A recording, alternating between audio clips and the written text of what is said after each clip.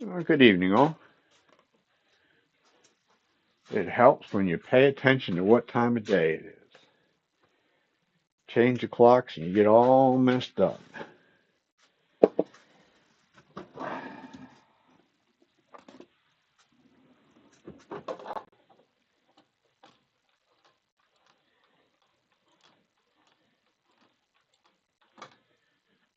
Sitting there watching the dumb NASCAR race with my wife. Didn't realize we didn't change that clock in the living room.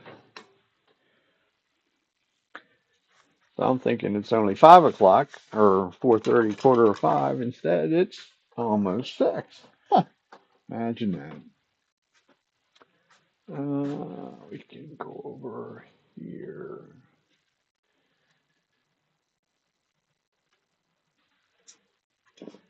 We're gonna do something a little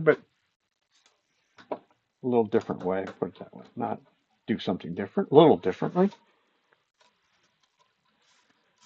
So I'm just gonna grab it on the old tenant. I'm gonna put a recess in here to be able to flip it around and grab it on the inside with those jaws. At least that's the plan. Put it that way.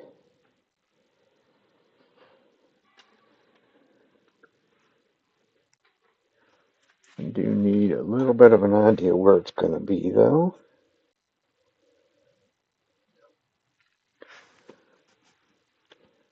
Rather than trying to scribe in there, I'll just put a little bit of a line. At least that's the plan. Somewhat of a line. Not a very straight line, but a line. Nonetheless.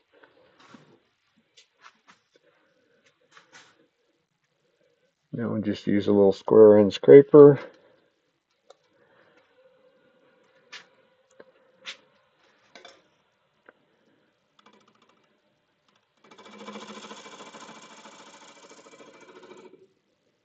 And maybe we'll make two.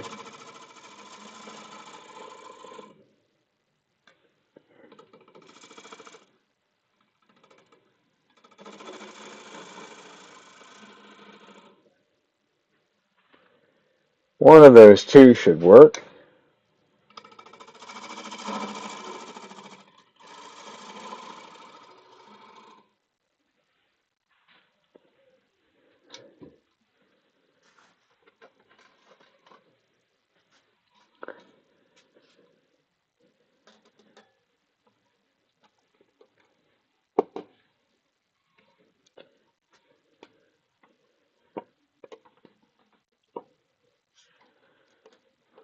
I don't think I got them in there far enough.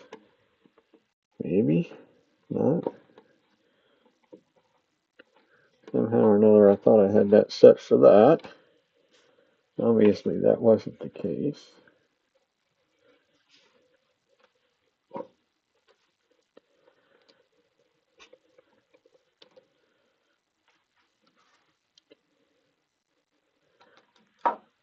That's a whole lot further out than what I wanted it.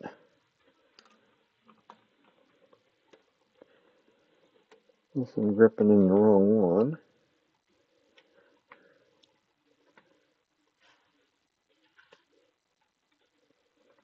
That's what we were doing.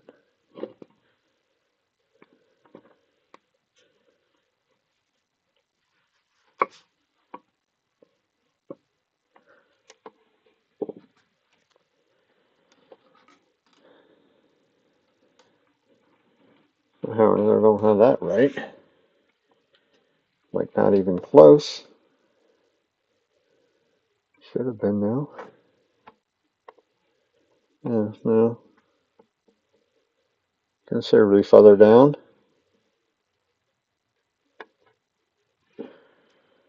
All else fails, try again.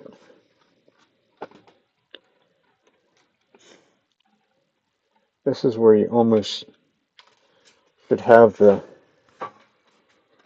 big shark jaws to get down in there like that. Give it one more try. If not, we'll go back to the way I normally would do it.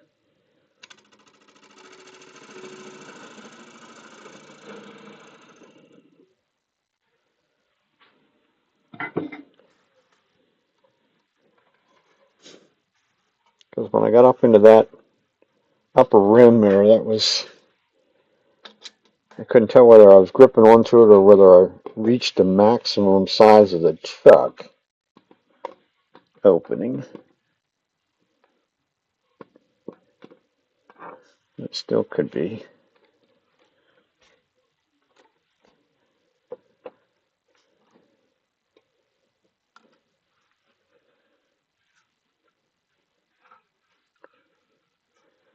Yeah, looks a little wonky, but it's not true, that's for sure.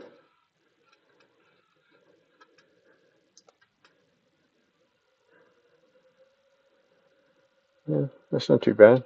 It's well out around. This is a piece that's been dried, so it's going to be out of whack.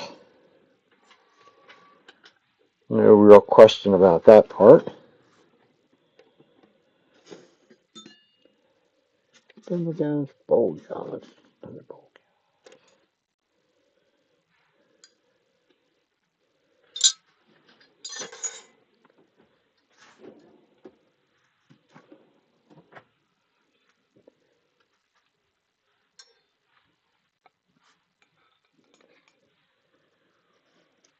This is a piece of catalpa.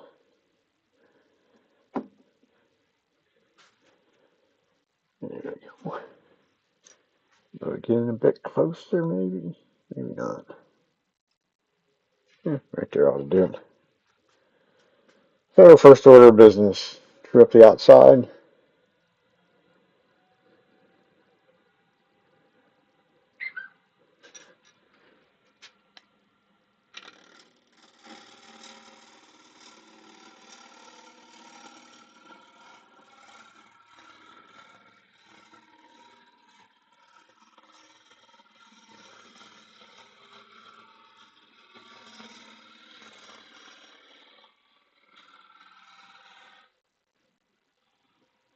Not there yet.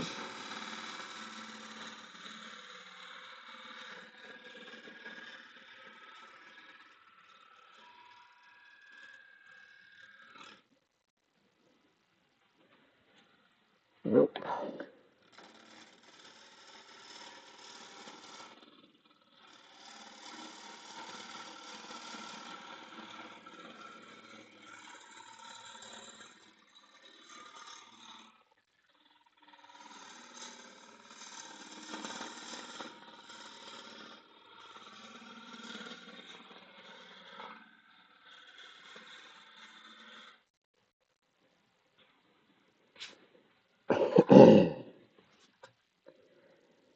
Gotta have some more dusty wood.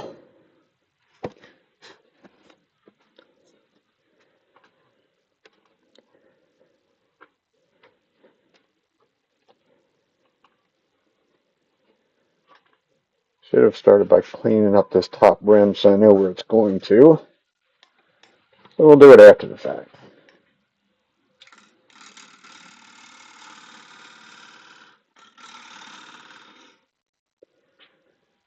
Should be it.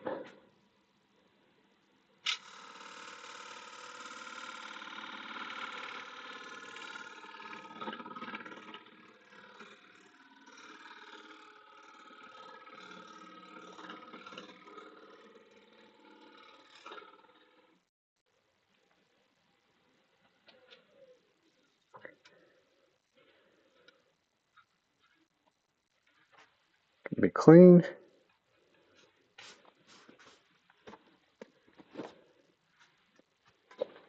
Catalpa is sort of a rather a soft wood. Thinking I might leave a. I gotta redo this tenon, so I probably should do that first.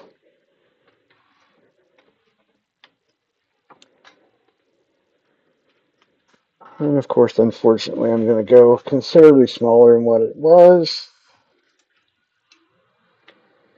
That's okay.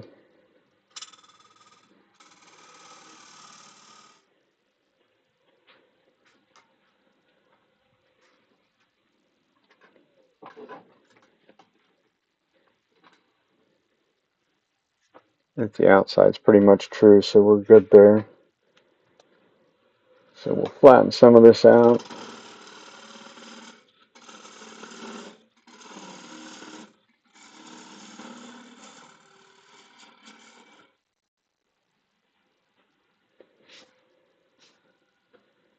Kind of like the idea of a foot being out in that region.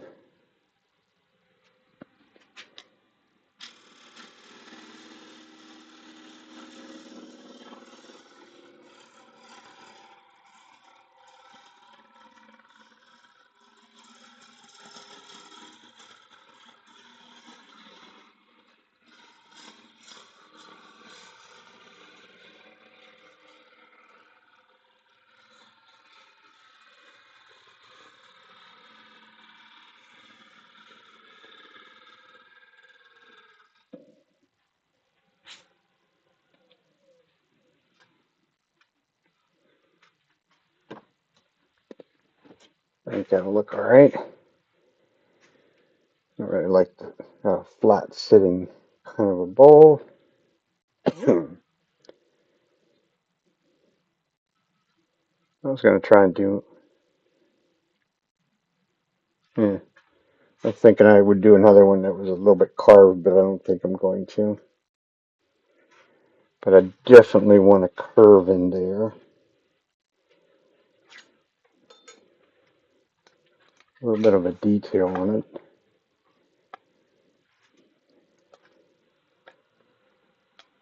I think I'll go back to my spindle guide and give it a little bit of a detail.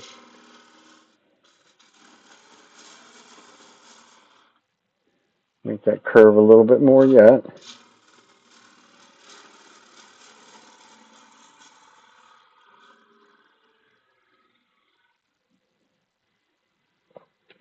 Up and out of there.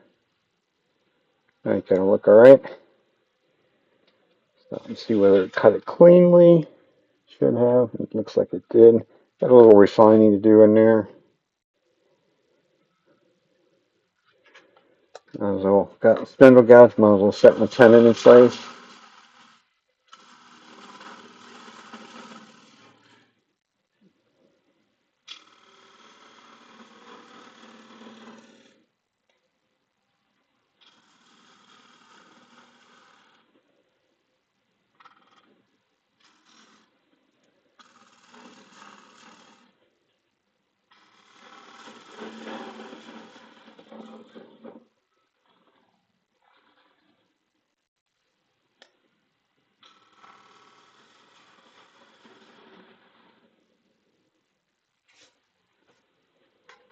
Get us a new little center point.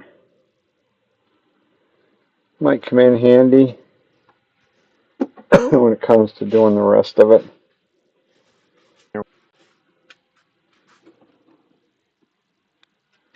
See whether this stuff will allow me to scrape it. If it will, it'll make things quick and easy and short and sweet.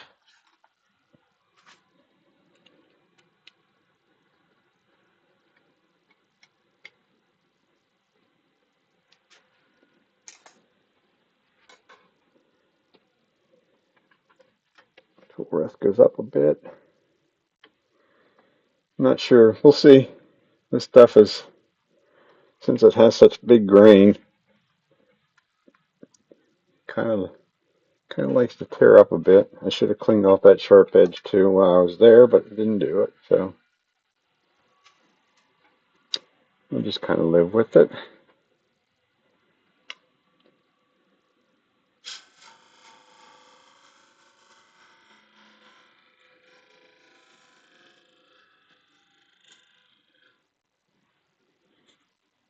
It's just smoothing up the curve. Really all we're doing.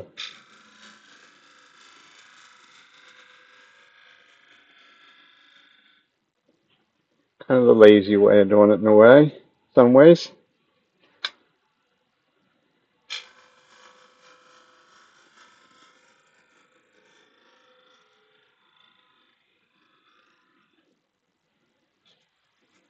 Let's see what it's doing to this stuff. Huh, it's actually doing quite nicely. It's the place right there. So some of the other piece that I have has these little, I don't know, maybe it's, I don't know, I'm kind of at a loss as to what actually is. It's almost like little kind of rotten spots there or something.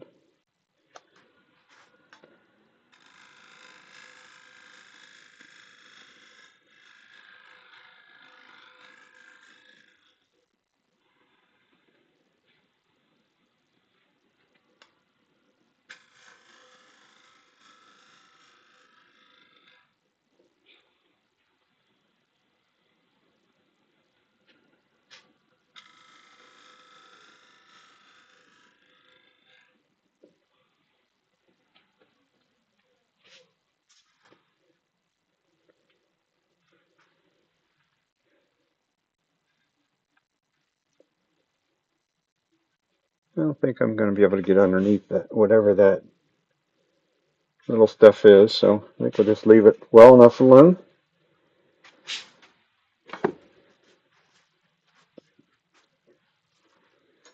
Give it a sand.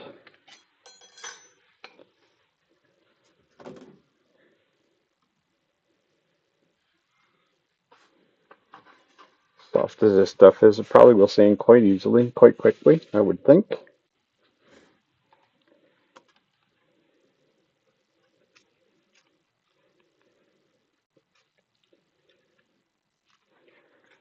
I don't think we need to go too crazy on going back in grits anyhow.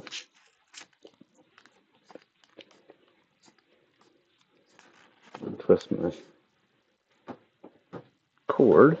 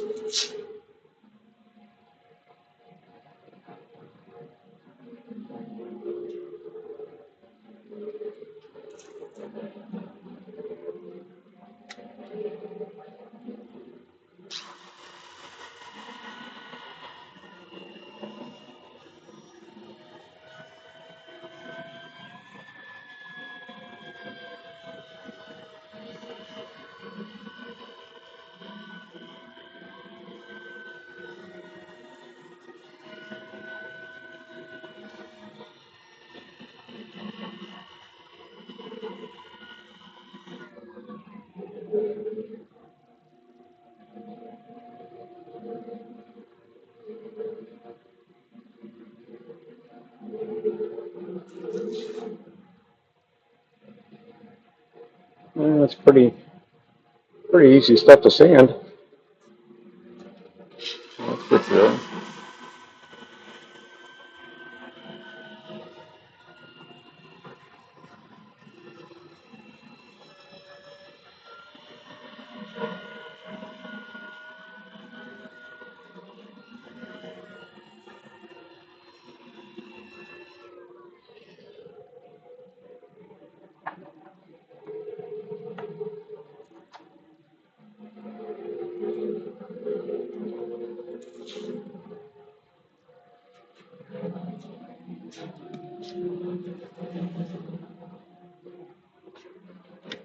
Gotta find my paintbrush.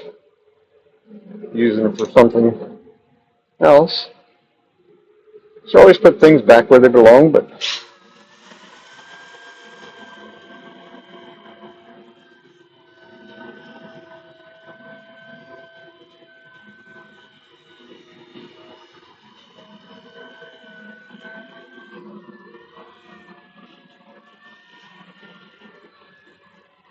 knock that razor blade away.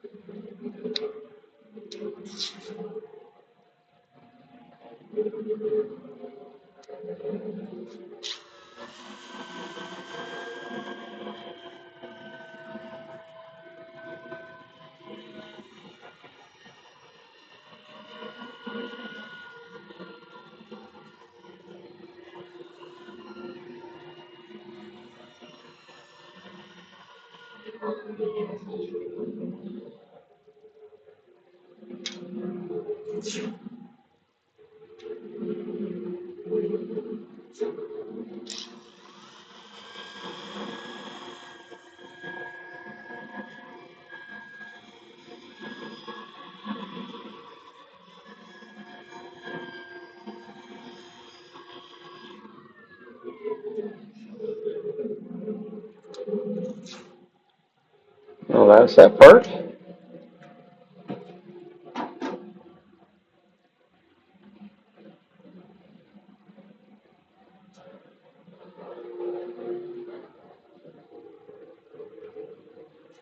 Yeah, looks like we need some new sheet paper so we can sand down in that little groove.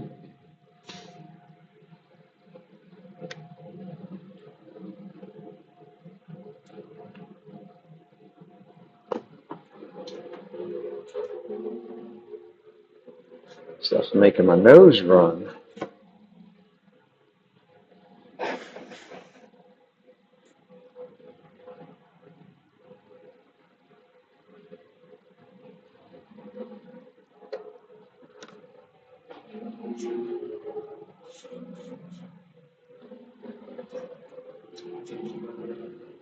We'll just roll our sandpaper out. Get it down in there nice and easy.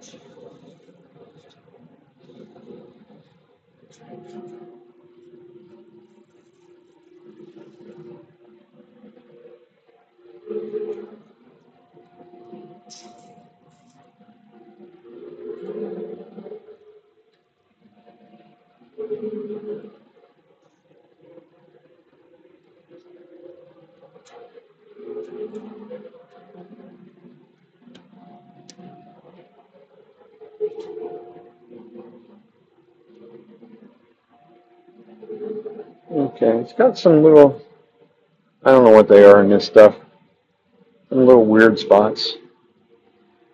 It's almost tempting to actually turn it black and put some grain filler on it, but I think the last, just gonna leave it. El Natural.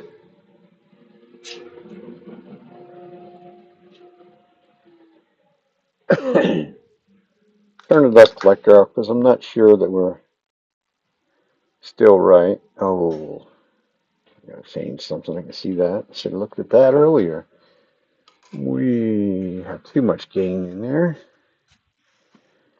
Messing with this the other day.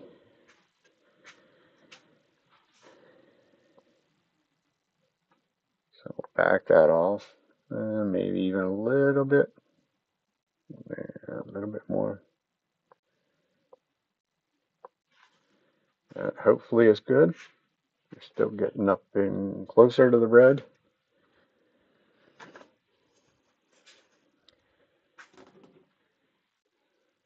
So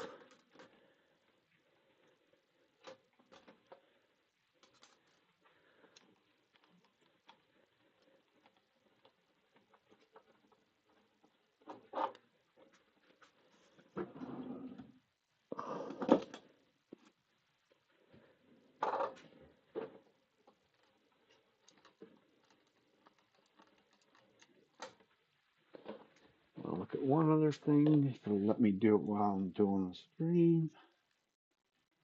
Really good question of the day.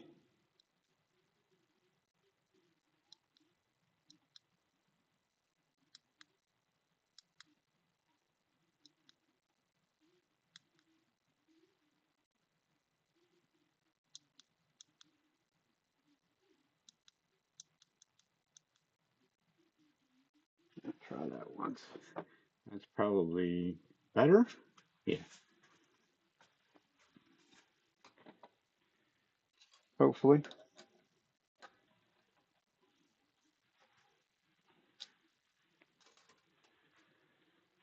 Now we'll be strictly inside.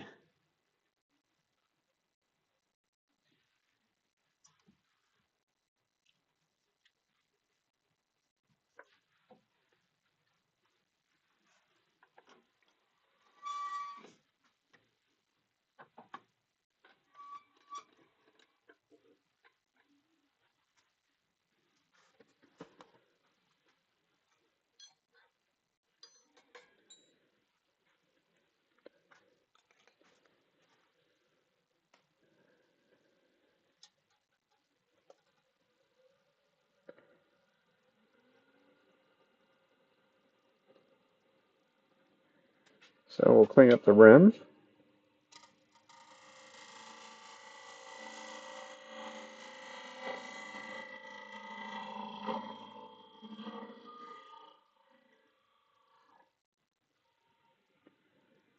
Okay.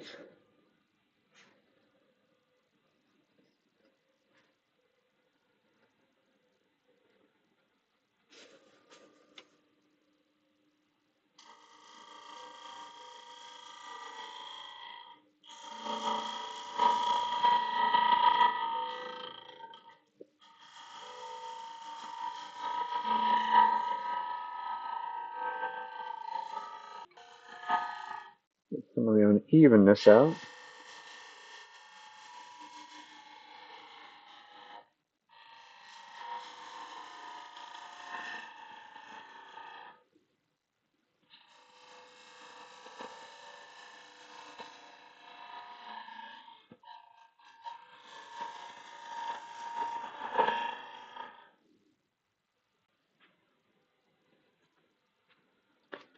And make sure it's cut and clean. Should be. Whatever them little things are, it's like they almost go the whole way through. Interesting.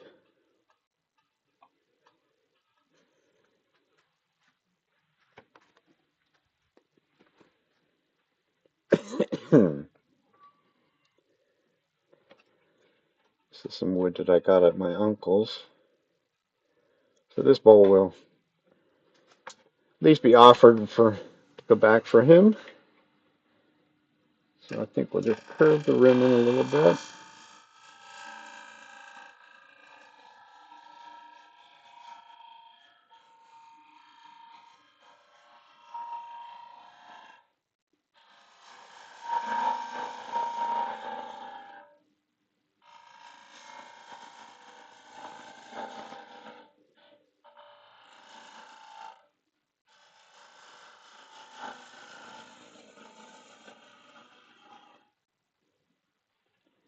Kind of a bit boisterous kind of wood.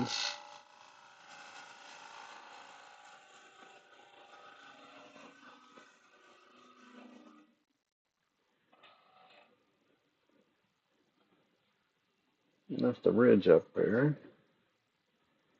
Get that light sort of out of the road.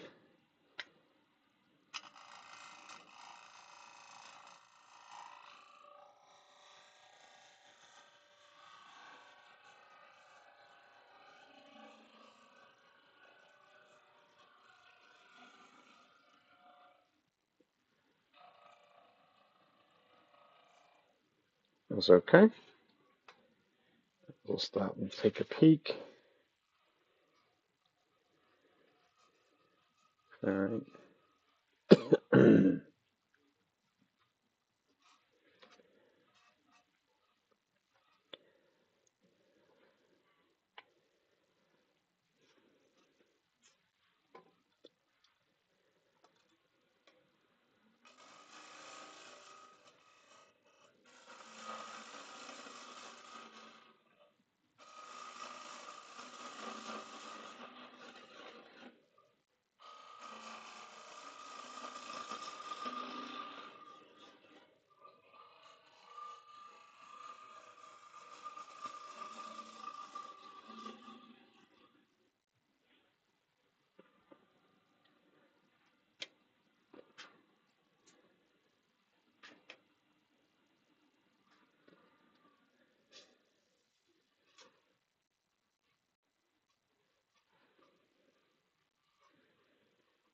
Kind of weird working with this stuff that usually when you get down that far in there, it don't make any noise at all. But this stuff is resonating some noise.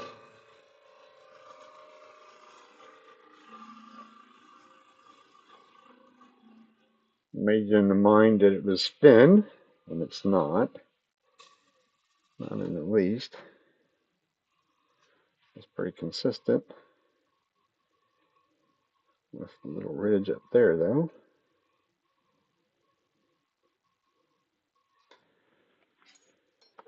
I think we'll go for a freshly sharpened tool. Not what I should be doing. It's thick enough that it should allow me to do it, though.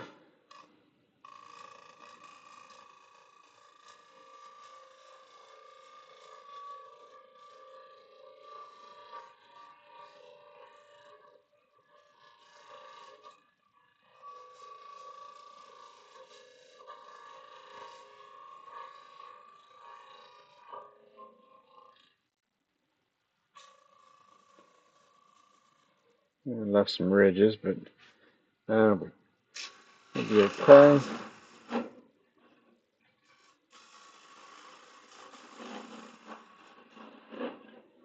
As easily as it sanded on the last go around, I can't imagine it won't sand just as easily there. It is kind of deep. It's getting out of the range of that bowl gouge. So I'll just switch over to the big monster.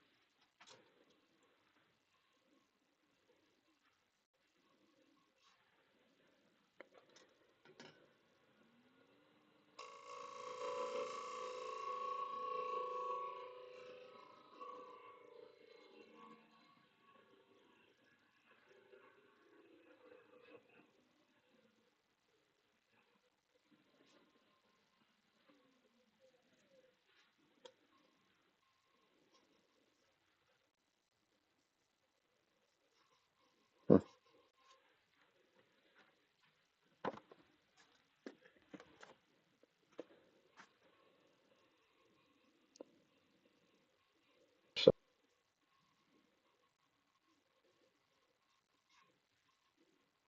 it's like one more try. We're not getting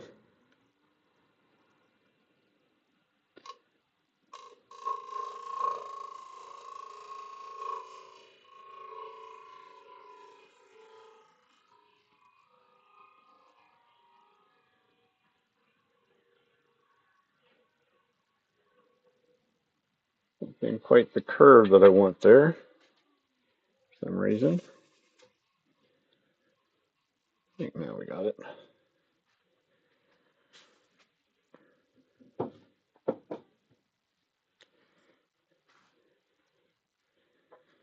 Yes, now the question's going to be,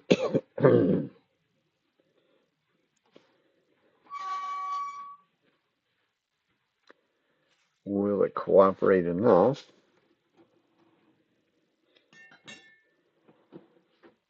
Can I sand with 3-inch pad?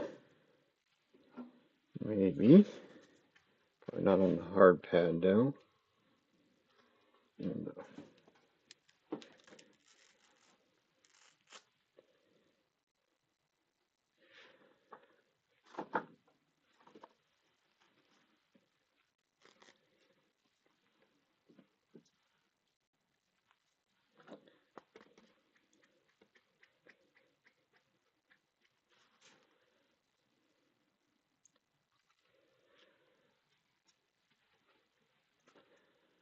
soft pad. This time we're definitely going to start with 120 though.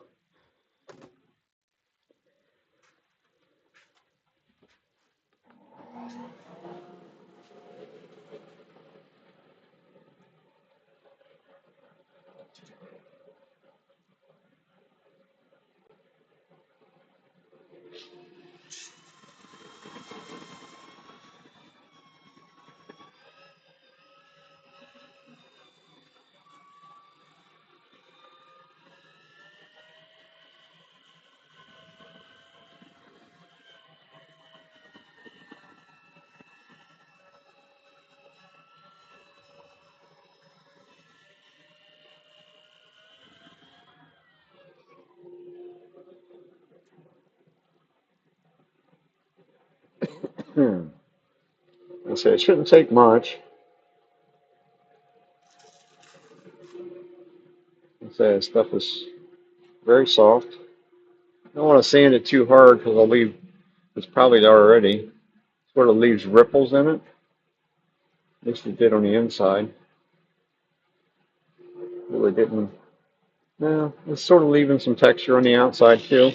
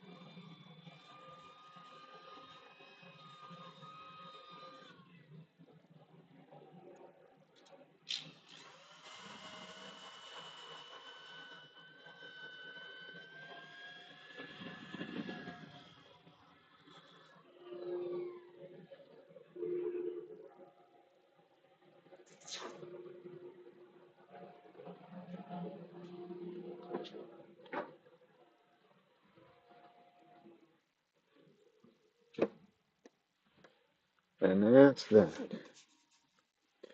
Definitely, this is another one that this is sort of. I did some Dawn Redwood. There's like almost leaves like a texture because there's some of the grain is softer. So as you sand, it's sanding the softer grain quicker than the rest. So that makes for an interesting kind of a scenario.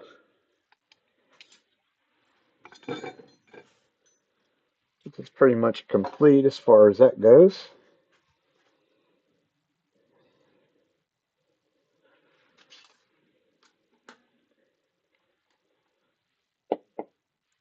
Might as well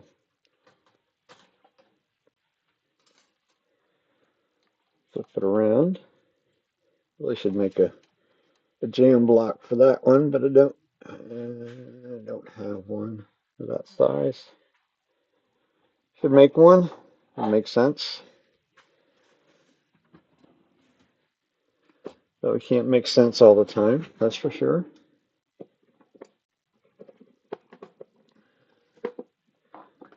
So a little switcheroonie and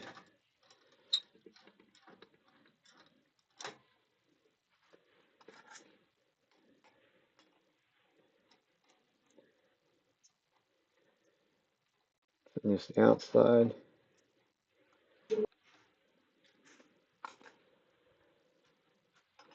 And the inside. That'll be one down.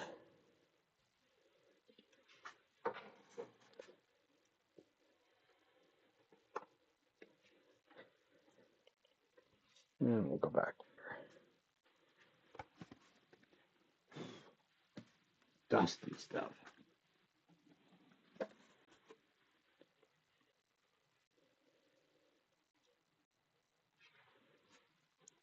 And this is going to be softer stuff. So I think we'll go with the 3460 for that.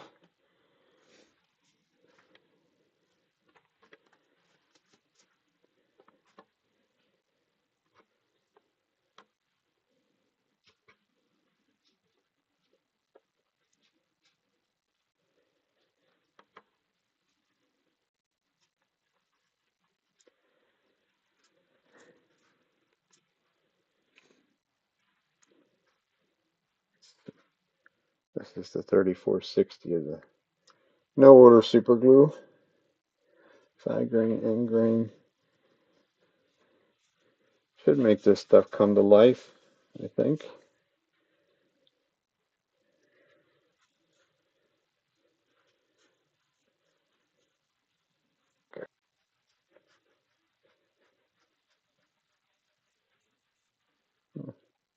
Might have been able to get away with the 3408. Doesn't seem like it's soaking it in quite as quickly as I thought it might. It's all good though. Plenty of dirt being sucked out of the pores.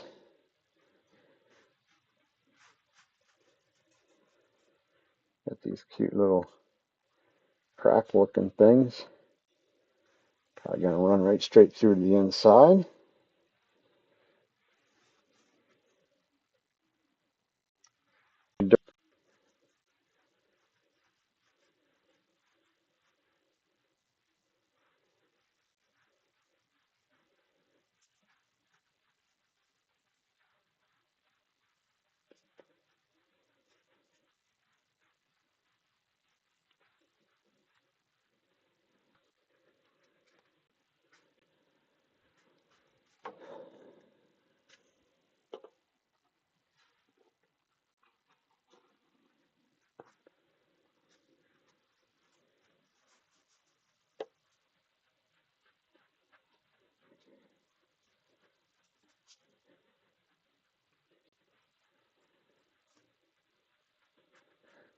It feels like it's sort of trying to set up a little quicker than it should.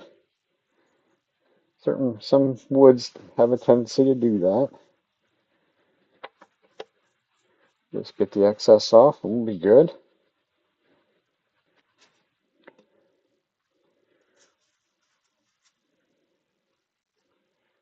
Nice and dry. I don't want anything left on the surface.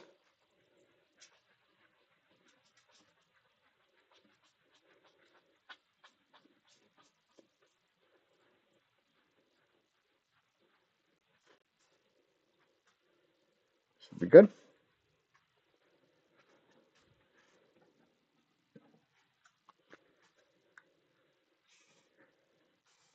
I don't think that's inherently needed, but we're going to give it a little activator. 2 little squirts.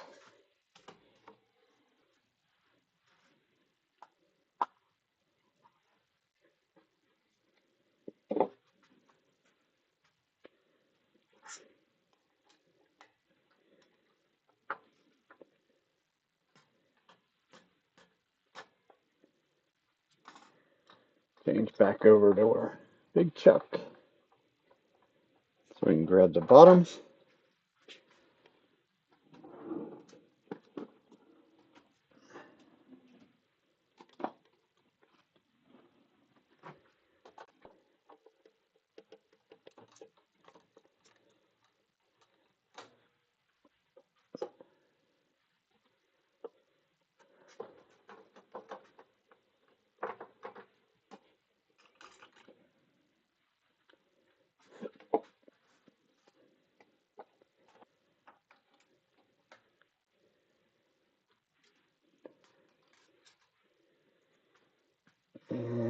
back over to there.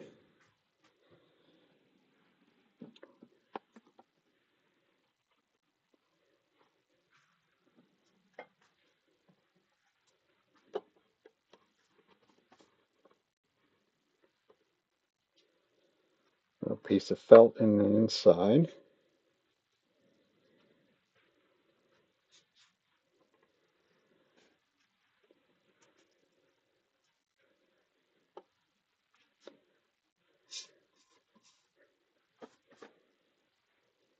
Looks like I should have wiped that out a bit.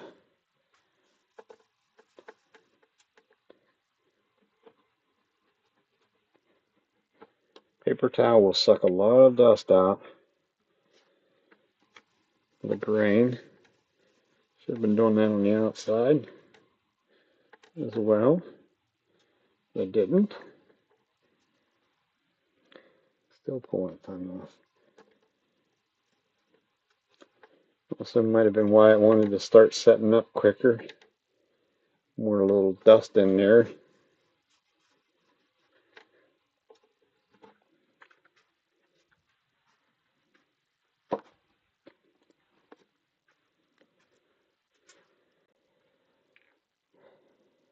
Same as the outside.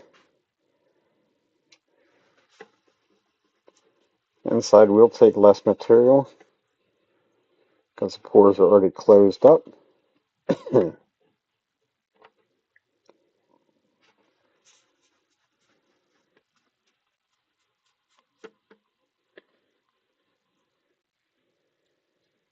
we'll get done last. Got these little, I don't know what you want to call them, almost like little cracks going through. Kind of strange.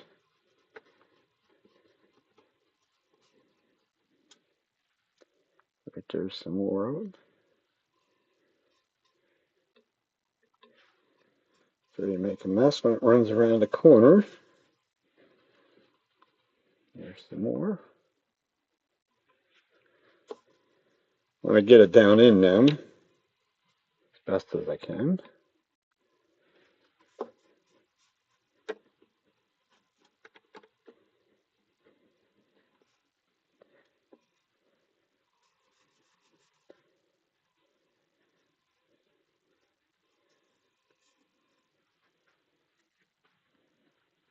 And that should be that.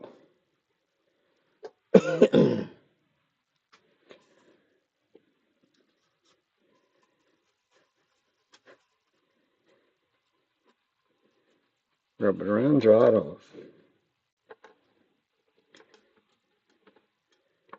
Still pulling dirt off. Not unusual.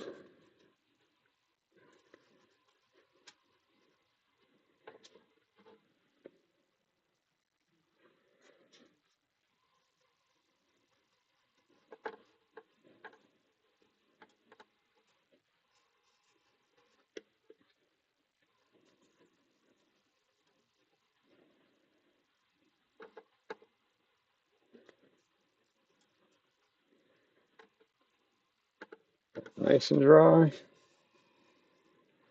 Make sure there's none of these places that I ran over the top. It's not really that terribly big of a deal. It actually seems very quick and easy once it's cured, which will be 24 hours from now. If it does anything weird,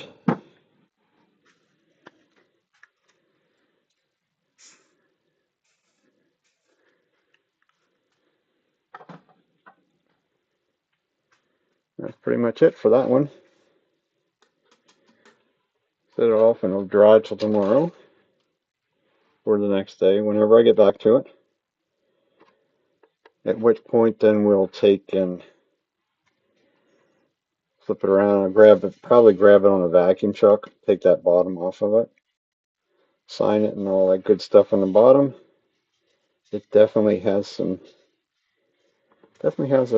textured kind of feel to it. That's just because of the softness of the wood. More so on the inside than the outside, for some reason. That's fun.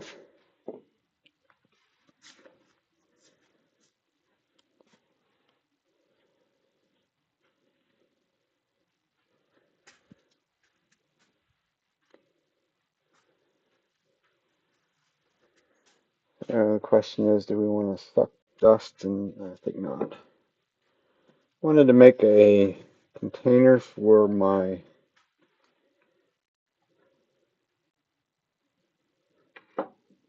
um, spatulas and that stuff for down at the market. I don't really know. This is a little over 6 inches tall. It's probably more than enough, but I really don't necessarily have used a smaller chuck.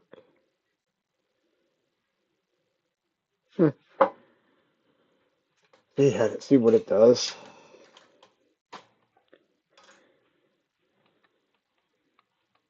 I could just put it back between centers and take that, put a different tenon on it too, because this is going to get hollowed.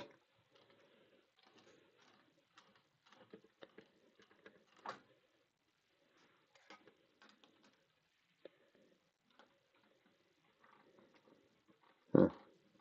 Looks like a tenon that's in between no man's land. Not big enough for that one, almost too big for that one.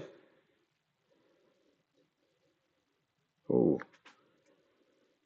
did not see that though. There's some cracks going in there. Well, how do you like them apples?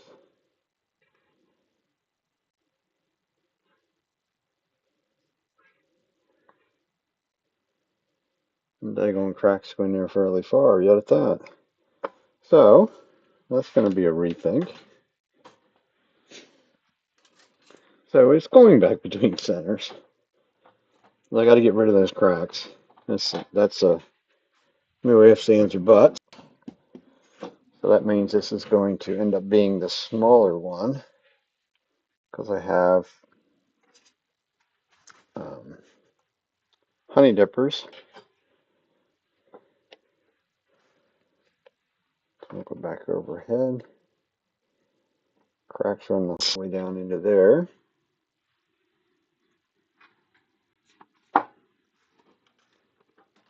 Can't really see how deep they go, but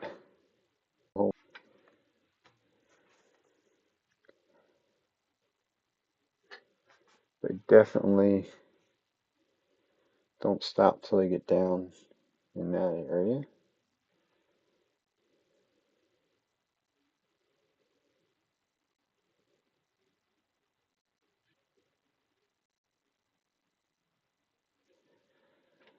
And what I should have done,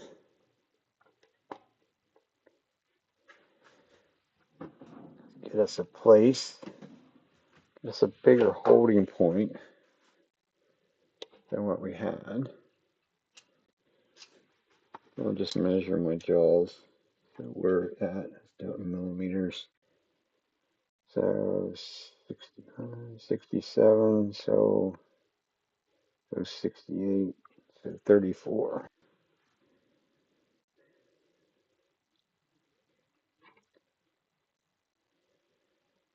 Something thereabouts.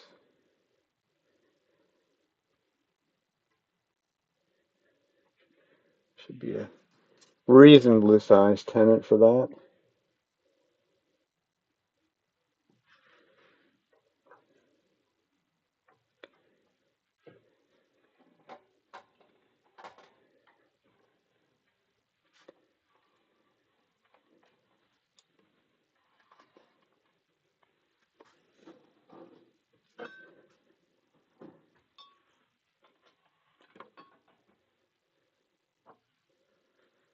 By the looks of this piece down here that I need to take off, it's going to be pretty much probably just remove it and move on from there.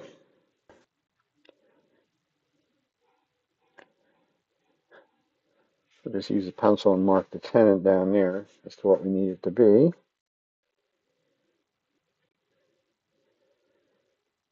I should be able to see that line, but when so we'll remove it there. At this point, I'm not even gonna bother truing it up at this point. Like quite a bit bouncy actually.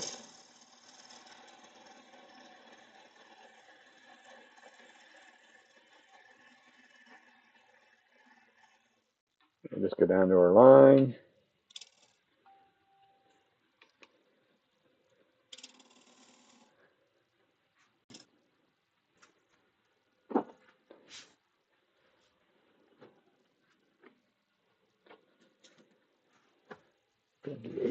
Eighth inch parting tool should be good.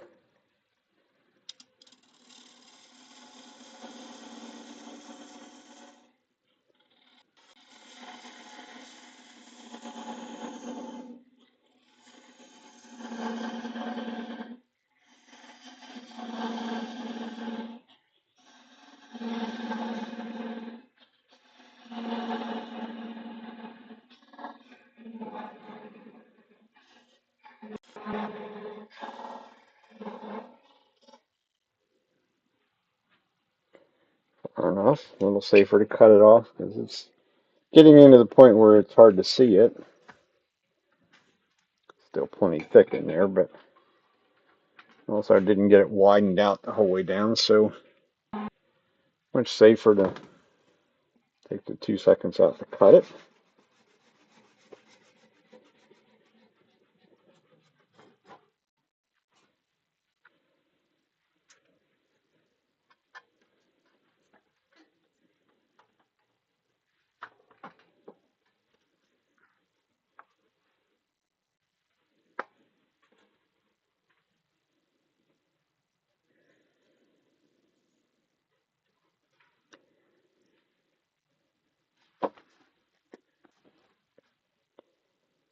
That's a piece of firewood there. For sure.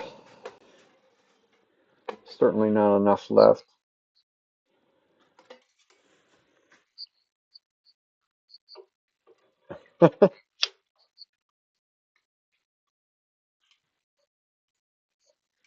Not on a nail. My tools are quality enough I'd cut right through the nail. And yes, I have already. It's all about tool control, tool presentation.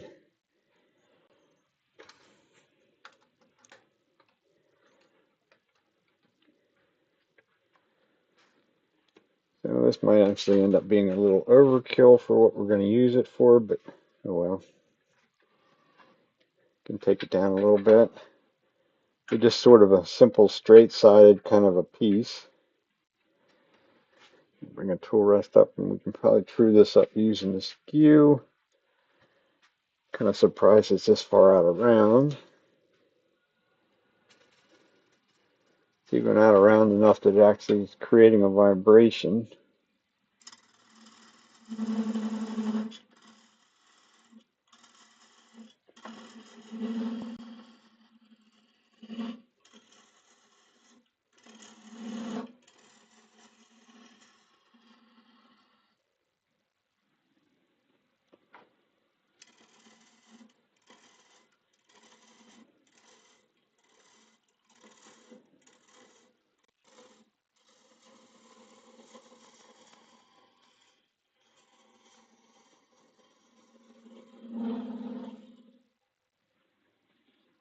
And now it's just a certain point that it wanted to vibrate.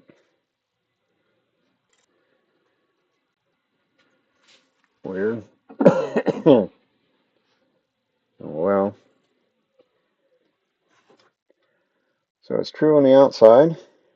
Doesn't have really any kind of interesting character to it, that's for sure. So we'll go to there.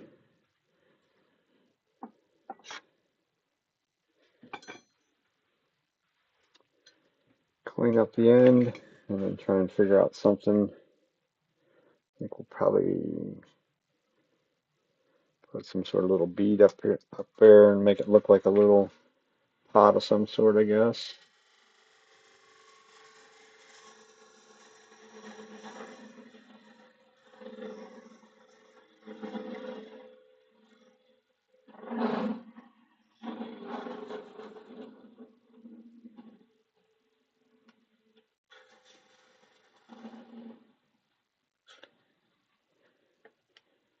That's the razor blade.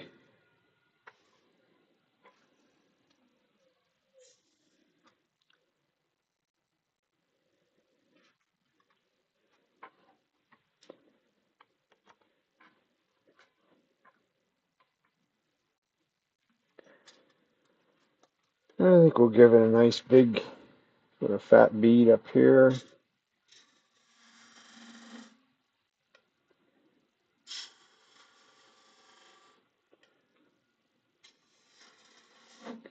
Little V cut to get it started.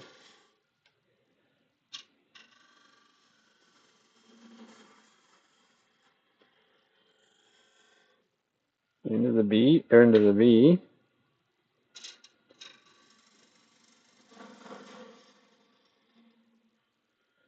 Around that corner. And now the ironic part is we're going to have to remove more material down there. So we'll just go back and just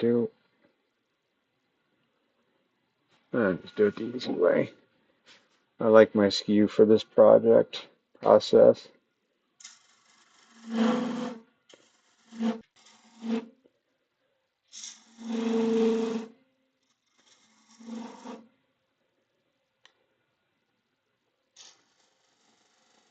Drop underneath that rim. The rest is not high enough to use it as a skew though. Get up in the area where we need to be. We need to be cutting up high. It still might not be high enough. We'll find out.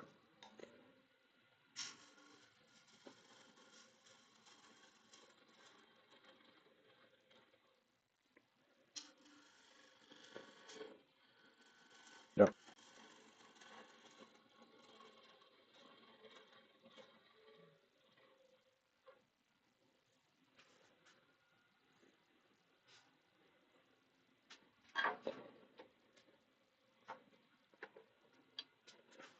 Still needed to be up a little higher. I want to be up in the area.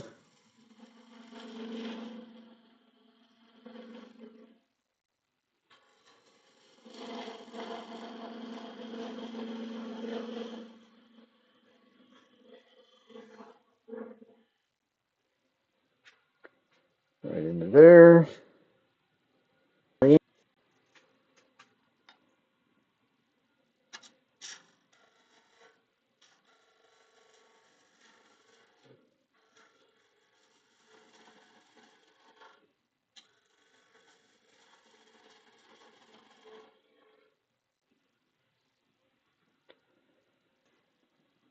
Certainly not getting a very flat surface, that's for sure.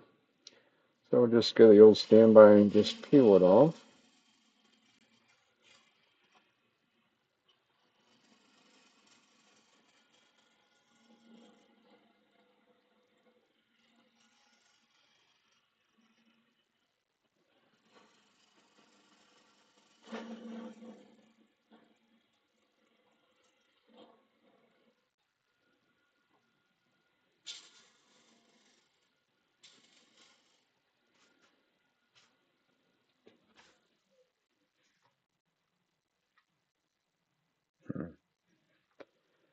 No,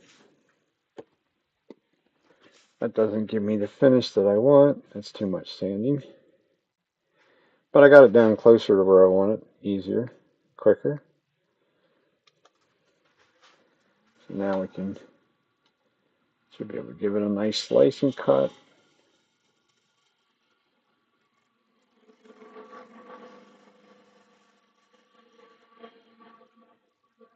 We go right underneath that little rim. That'll work.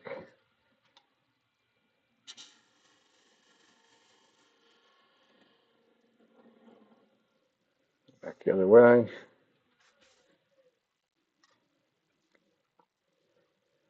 Nice and simple and easy. That's what I like.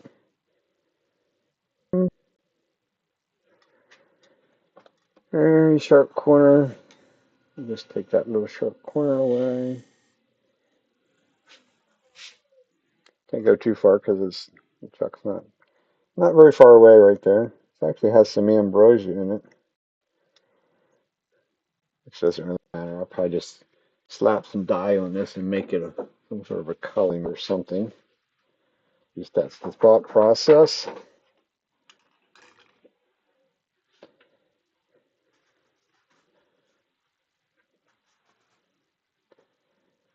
I don't normally drill this kind of stuff out, but tonight I think I'm going to, just by virtue of I have another project to do for my daughter, which is going to require a 1-inch hole. The salt, it's a salt and pepper kit from Woodcraft. And it comes with its metal tube, which is the best I could tell was 1 inch. So we'll try, that's 7/8. 1 inch over there, 1 inch over there. I think I'll try it with that. But definitely multitudes of ways of doing this. We'll be able to drill full depth of that without any issues, because we even need a little bit more than that.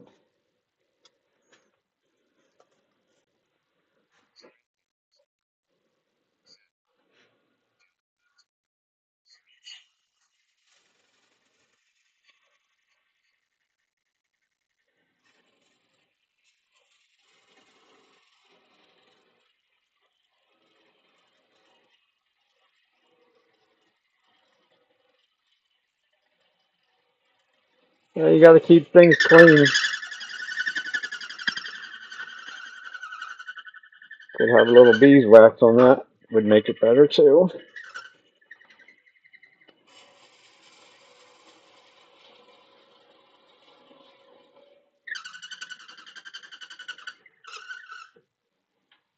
Okay, enough drilling. See whether these tubes fit in there. Because the wood that I have for her project is that colored Spectraply stuff, and that stuff is rather expensive. I mean, a piece of wood for the two salt and pepper shakers, or the salt and pepper shakers, I shouldn't say two. It's two different pieces, but that's $35 for that for those two pieces of wood. So I don't want to drill. Now that 1 inch is going to work. That would just require a little bit of sanding in there on them, and that would work. So that answered that question. Simple enough. So now we can go ahead and hollow it out.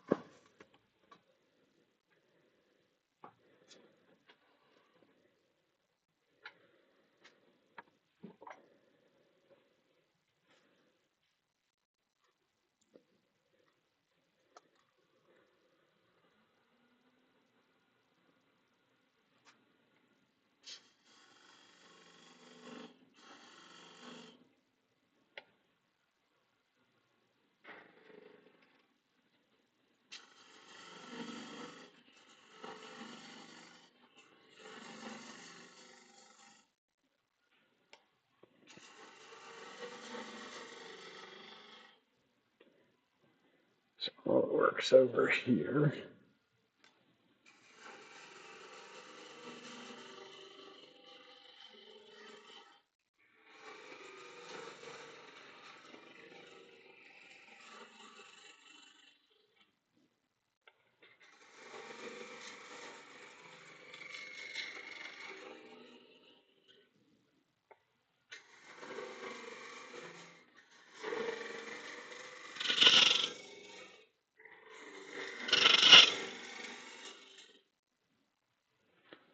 Probably be better if I just take them and get the.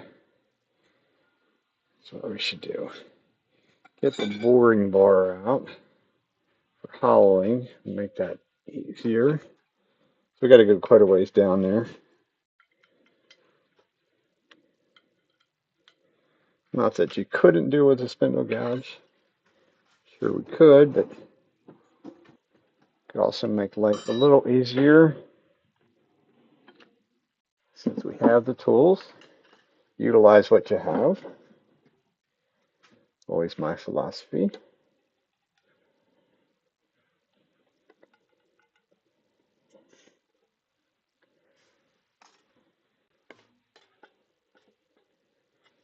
Now the question is,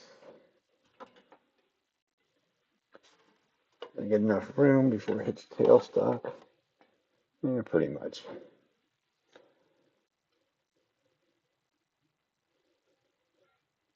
I think we're on set close enough.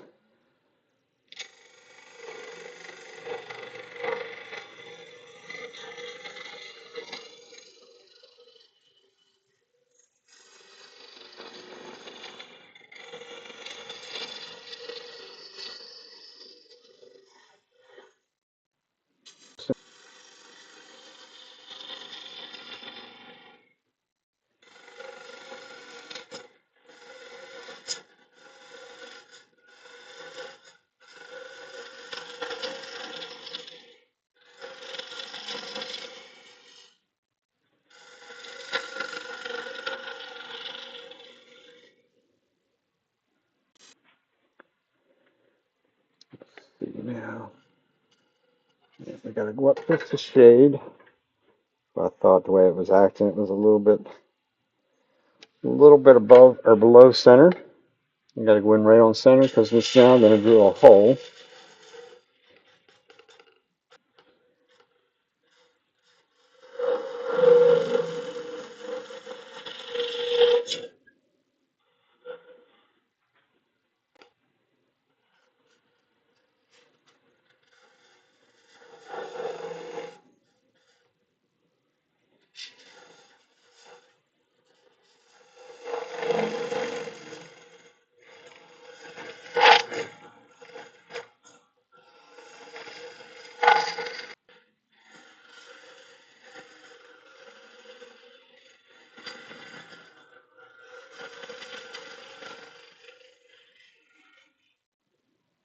This is what you call working totally blind.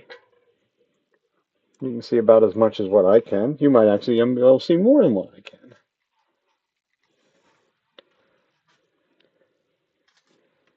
I don't think we're anywhere close to where we need to be, though. If I could get down into that area.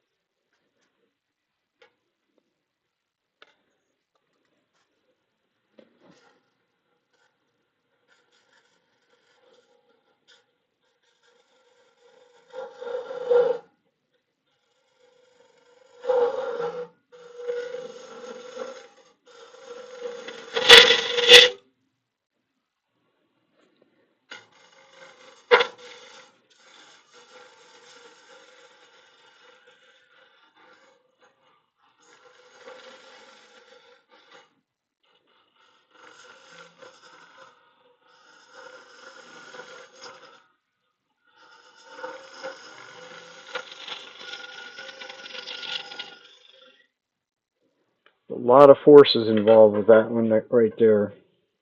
Got 4 inches of tool hanging over there. It's a small cutter.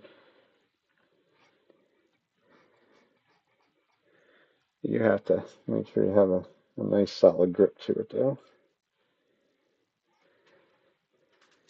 And let's go see if we've got thereabouts.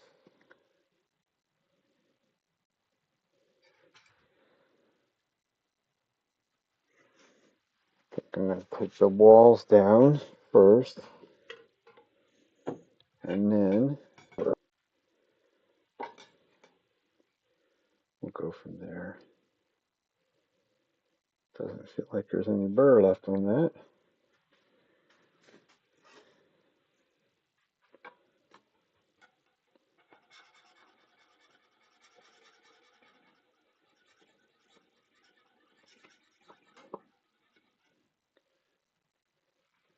Now we got a little bit of one.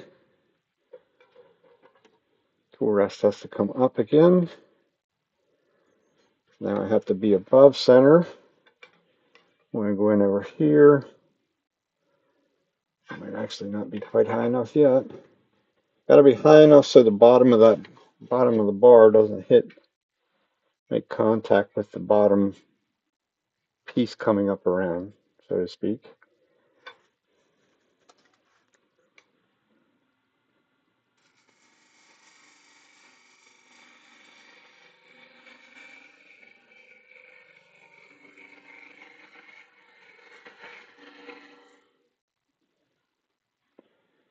Probably should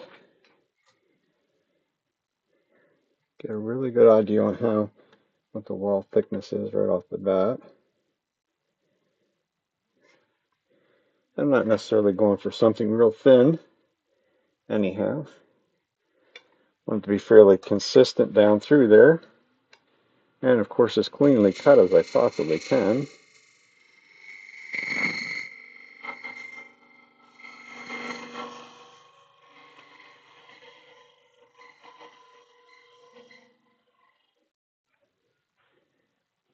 Be very careful when it gets to the bottom. It's going to want to be rather aggressive when it gets down there, so not going in a very straight line.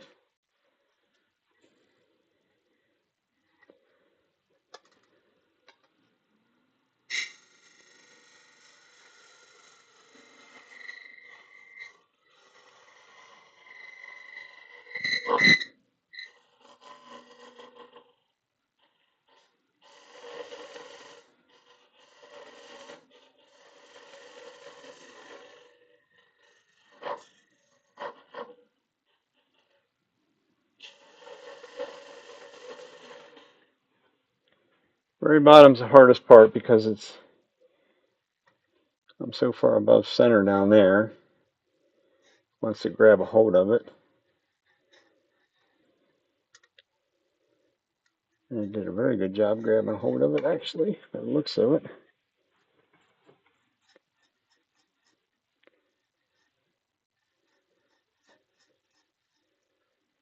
You just need to take little bites coming from the side rather than straight on.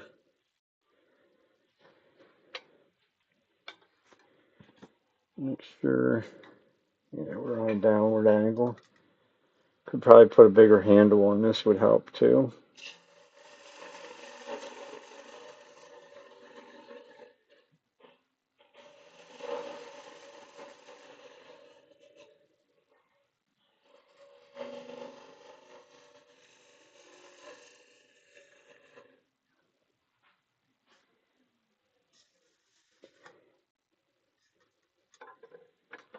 Looking better. Let's hit that one area.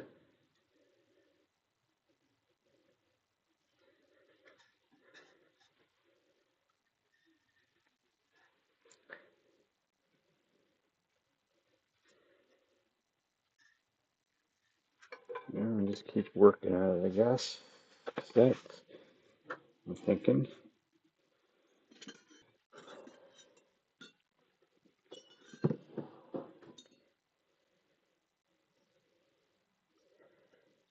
No, that's good. I was going to say, I do have a wider one, but it's actually thinner material. Don't want that.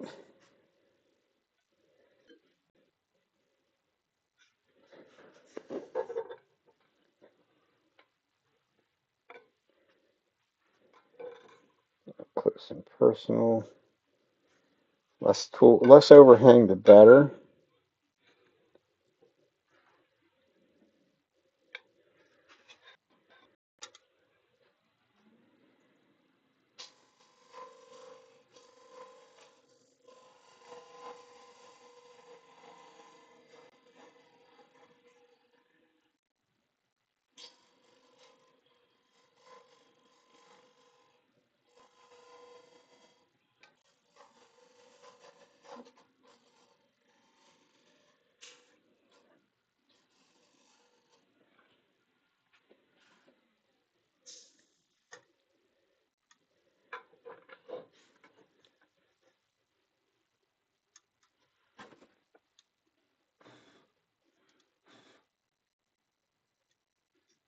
think I got it. I got a little dimple in the middle, but I think I'm going to leave well enough alone there.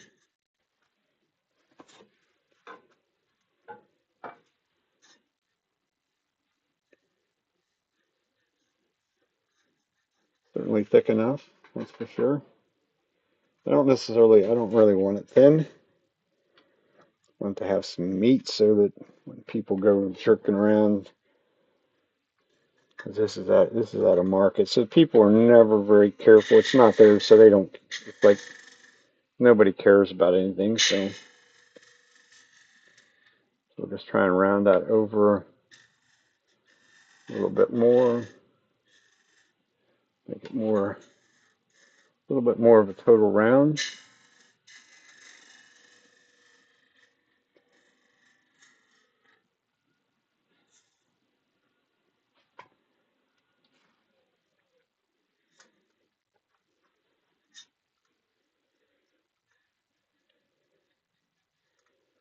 I think that'll be good. Certainly not as smooth in there as what I would like it off the tool, but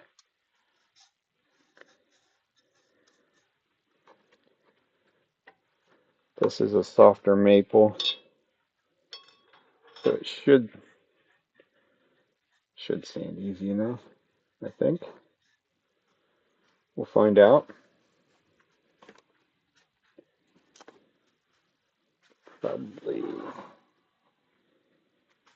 go the safe route and just use this. Let's use the long stick, at least to start out with.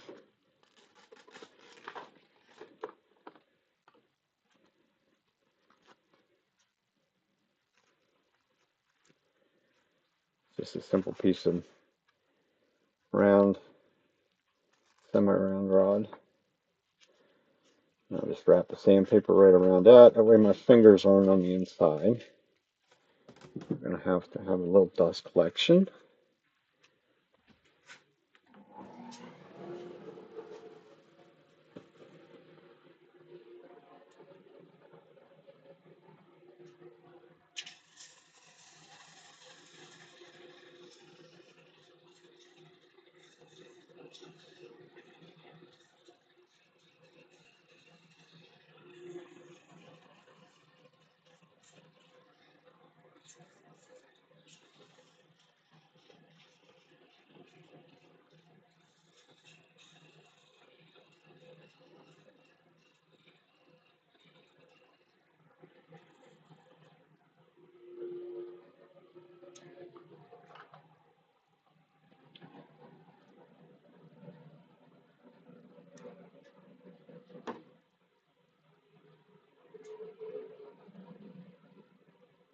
Looks like we could use a little bit more.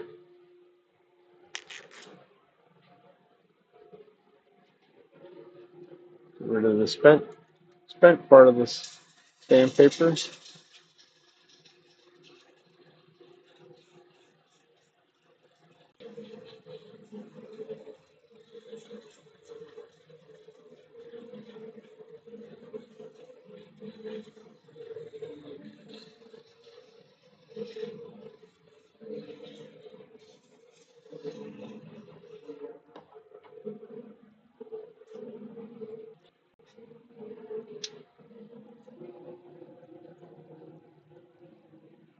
I think that'll be good enough for in there.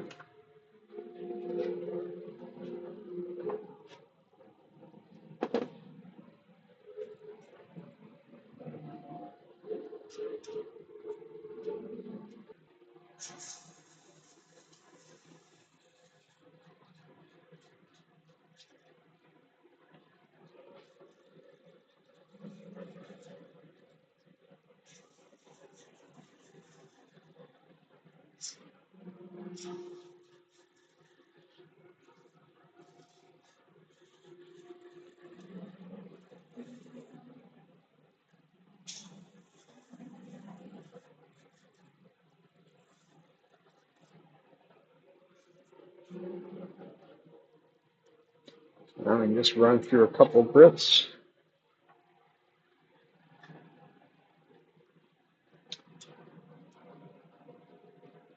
Probably need to sand a little bit longer with that. That was what I sanded on the inside was 120, so that leaves some pretty deep scratches.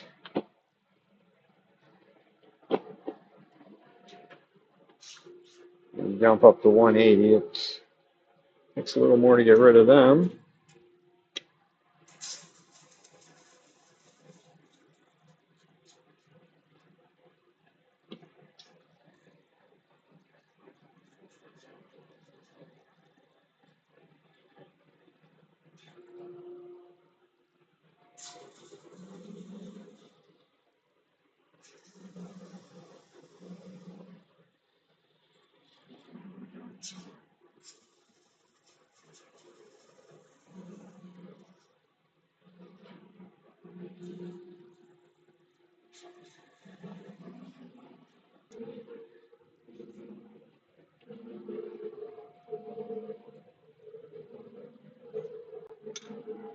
This will take up less room on the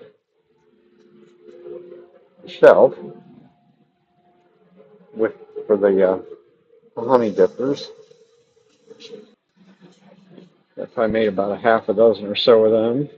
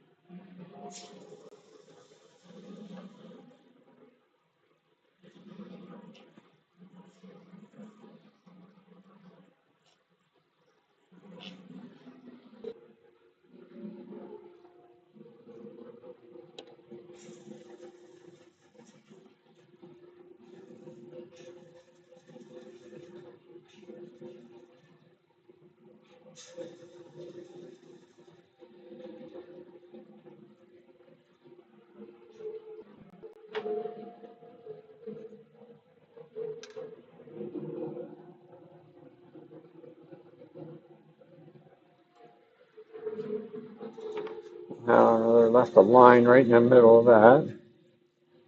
I have to go back and rip just to get rid of that line.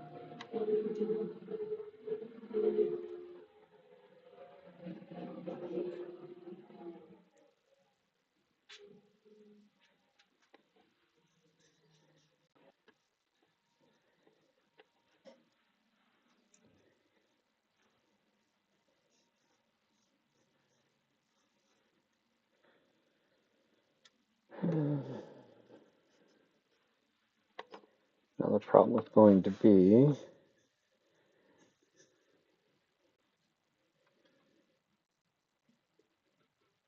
the outside really doesn't have enough character on it to do anything with.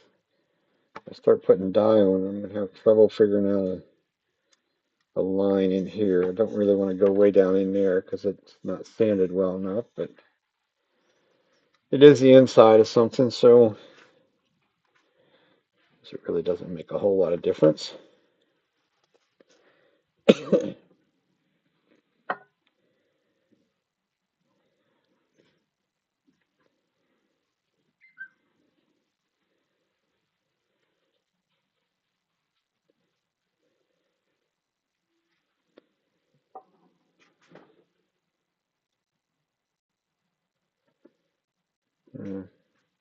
Try a little aqua green. I'll put a second glove on. Or have green fingers for sure.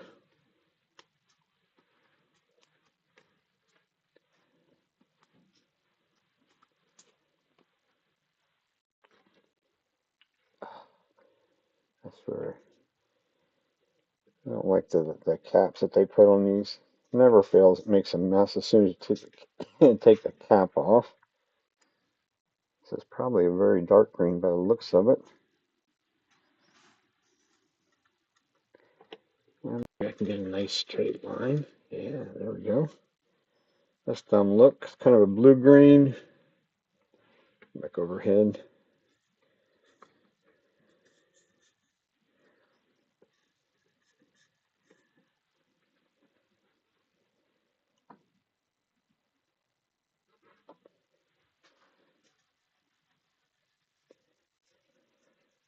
It'll just be a solid color. There's no figure or anything in there to highlight anything, so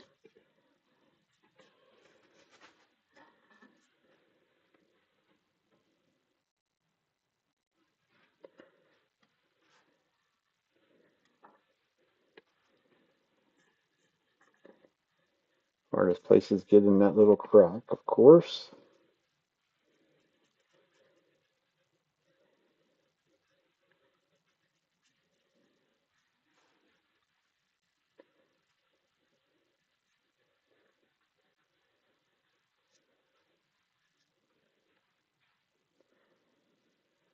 Now, let gravity do its work.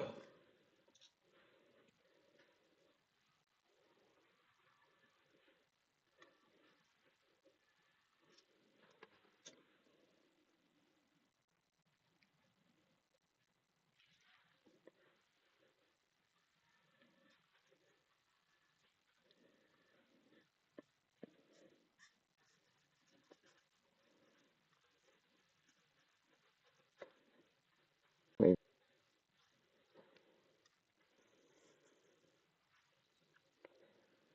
definitely not going to be the prettiest thing I've ever done, that's for sure. Should have done a little bit better job standing on that.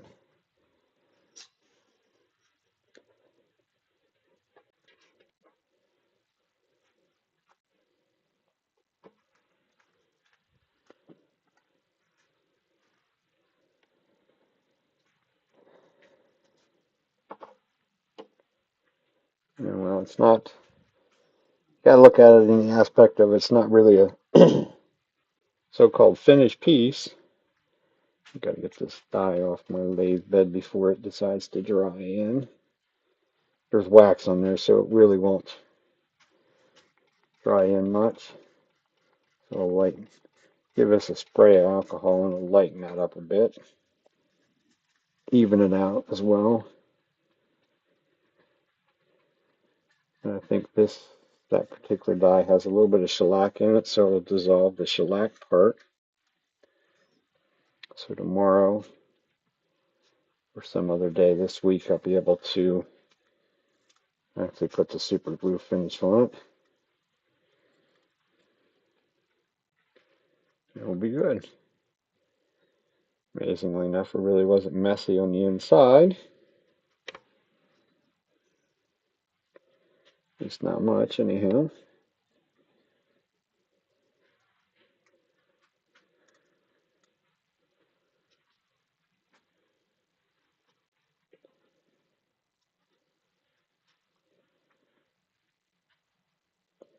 Looks like we got a little bit too much alcohol in there. Soaks down into the grain and then raises the color back up. Leaves like little splotches. Can give it sort of an interesting look, but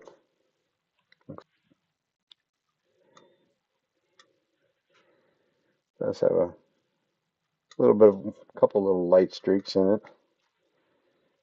Well,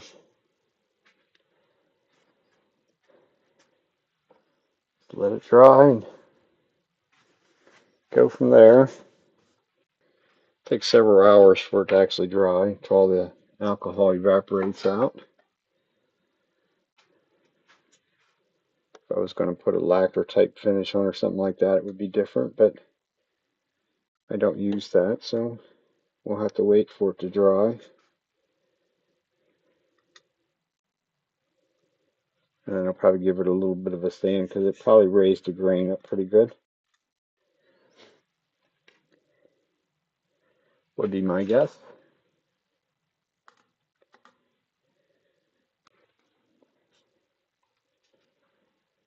So there's our little pot hollow down there. That's about as far as probably definitely as far as I needed to go. 3 inches. They're only about 5 inches long, somewhere thereabouts. So they'll stick up above that, which is good. Once everything's dried and finished off, why then I'll make another little sort of a jam block of some sort to go in there and be able to take this bottom piece off, or at least most of it, easily.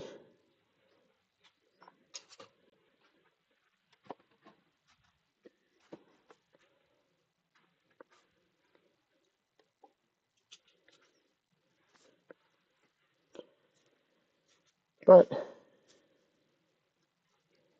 that's probably going to be about it.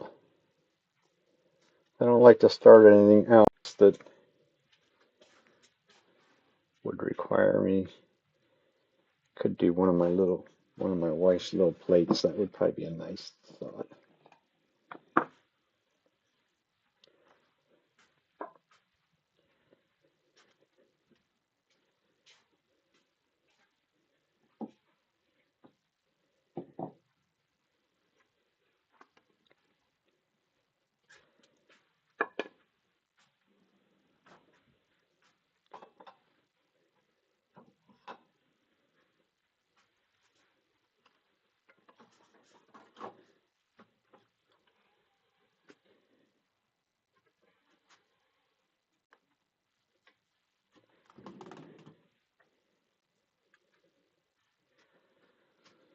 My wife is into the dot painting, if you know what that is.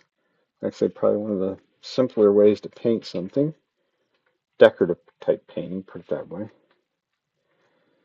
So she likes lots of these little plates.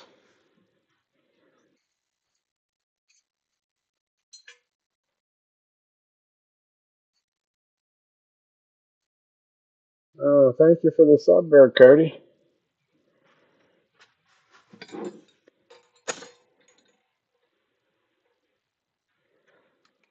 So we'll do one of these quick and easy little projects yet.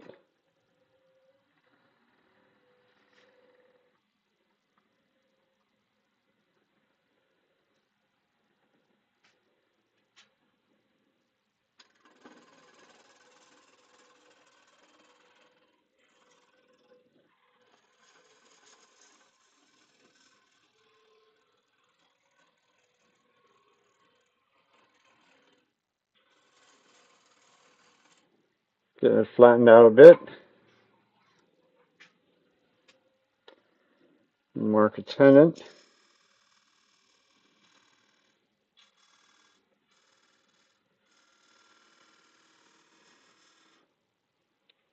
And we'll cut in there for the tenant.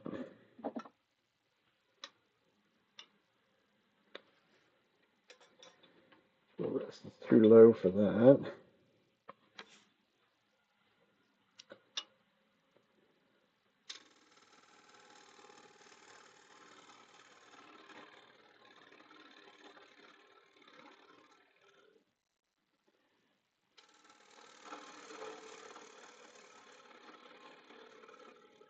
This part here will be the tiles.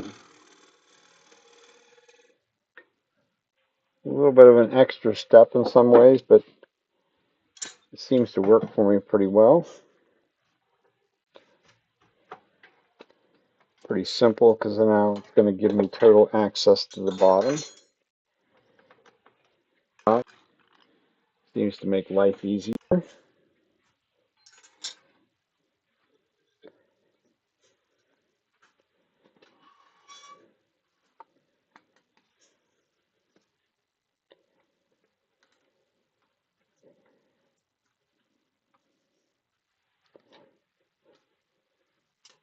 Here.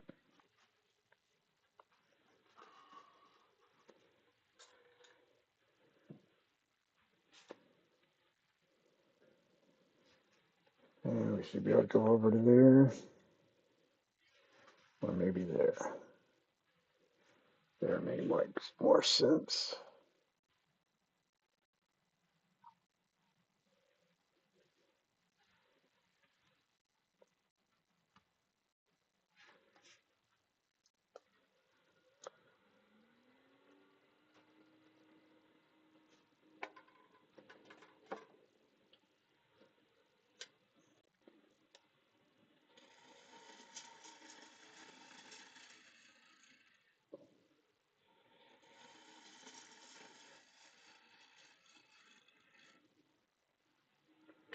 Starting off the bottom. Also go true at the outside a little bit.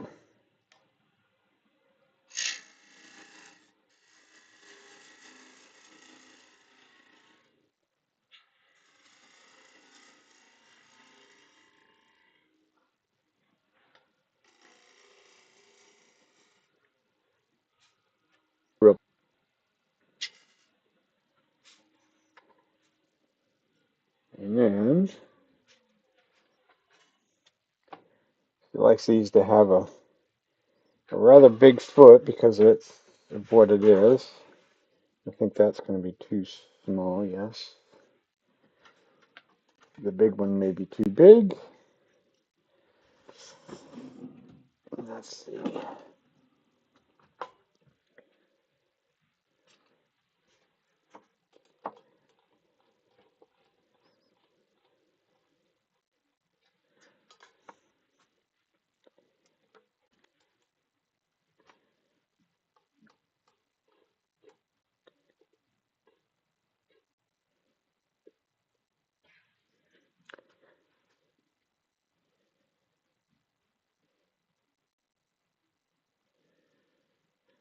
Yeah, right.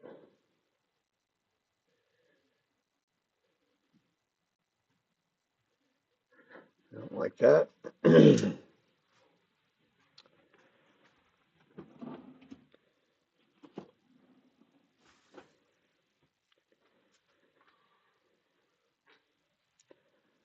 So, just marker for the chuck that's on there.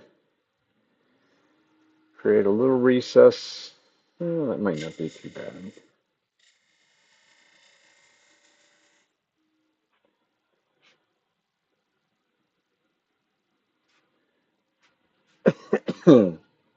Probably won't suit. Get rid of some waste wood.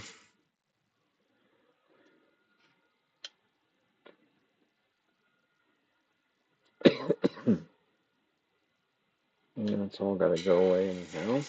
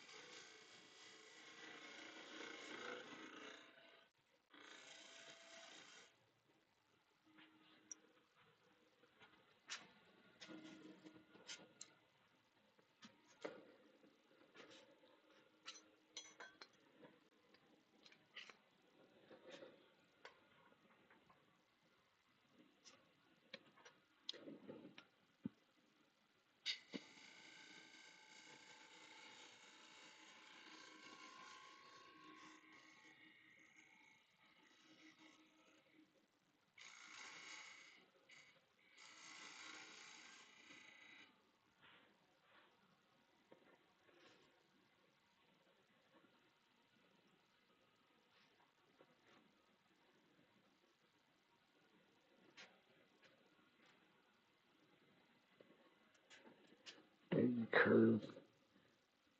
Maybe a little bit more.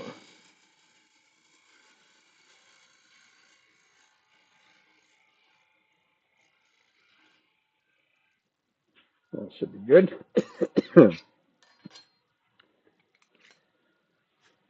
And that extra line out here where I'm going to cut back in towards will end up being where it fits. It'll just be a sort of a flat base.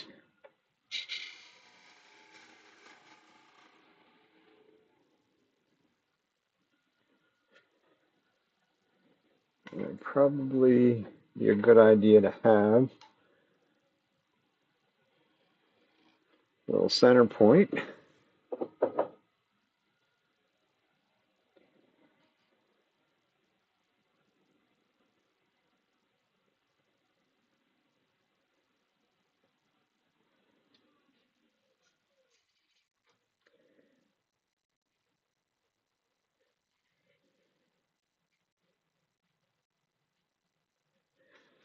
Okay.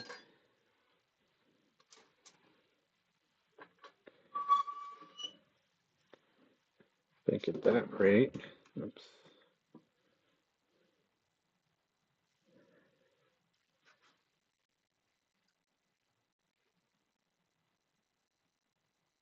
About the only time I'm going to be able to get to that. So let's go ahead and sand that a little bit. Won't take much.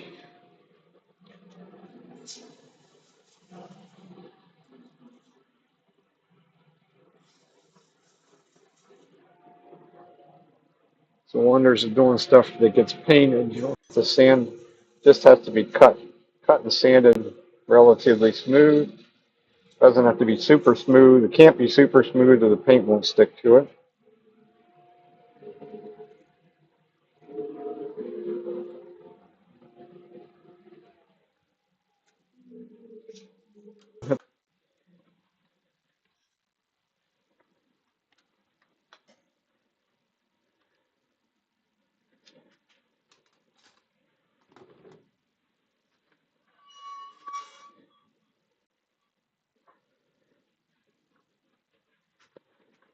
So first order of business is going to be out here on this end.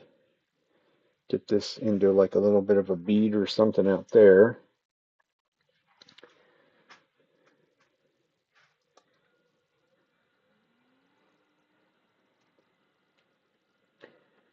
Off the back piece fit.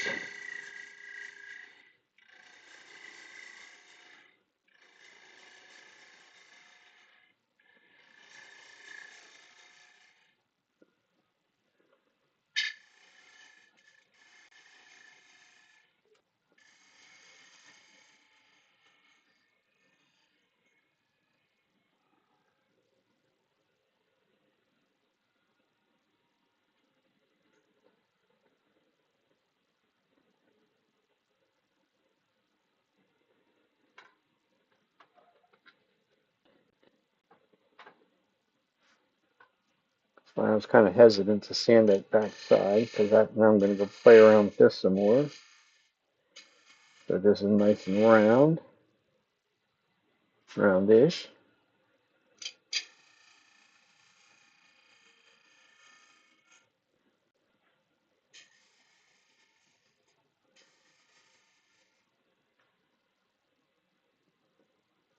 That works. Happy with that, I guess.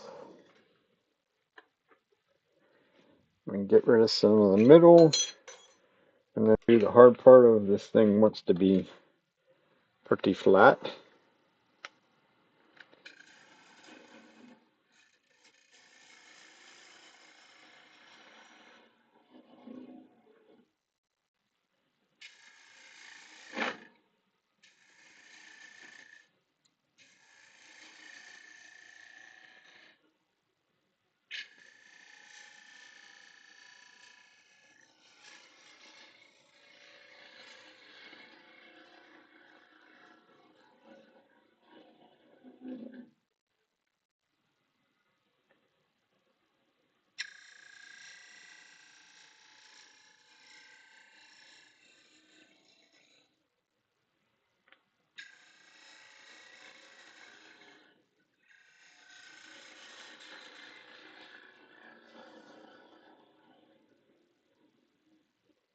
That doesn't need to be overly thin to go with it.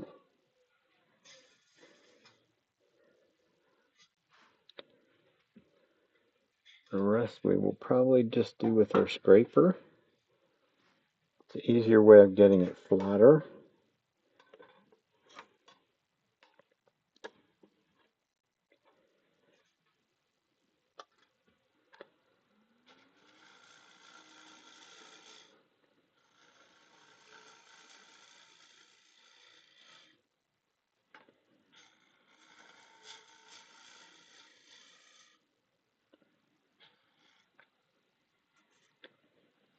And go for the one that's already squarish.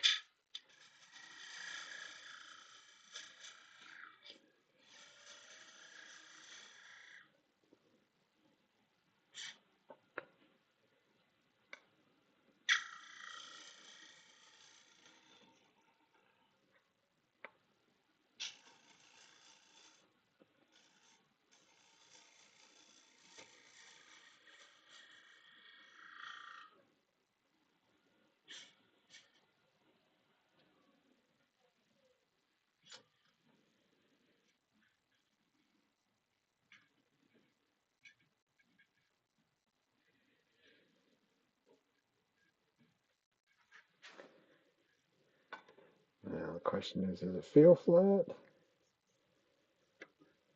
I feel like there's still a hump in the middle.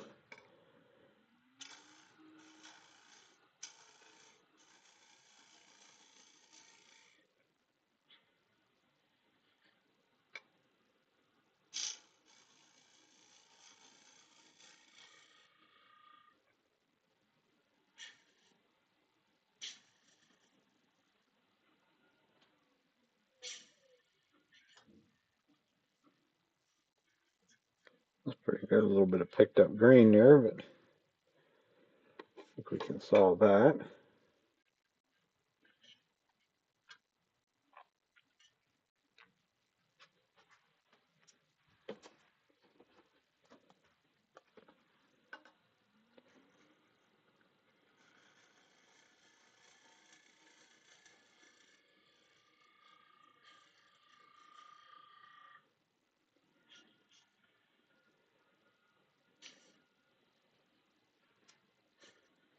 Okay.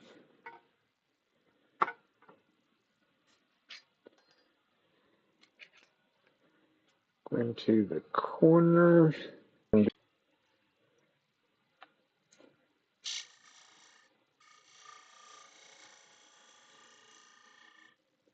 Make that curve go the whole way in.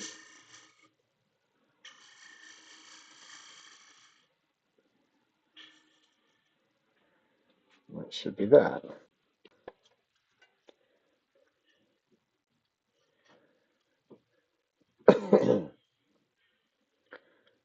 And this poplar would always go. It's got to leave some yuckiness.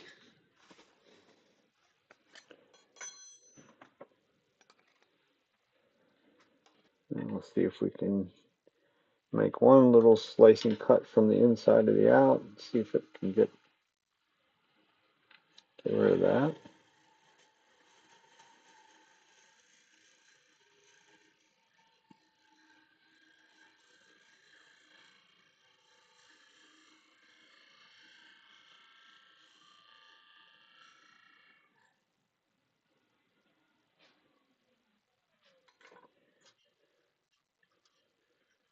Problem solved.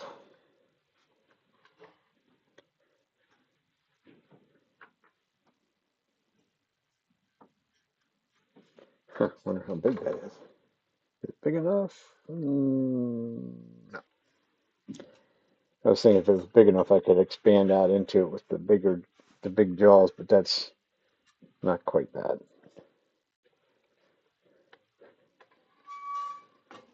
So back to everybody's favorite pastime. Sand it up a little bit.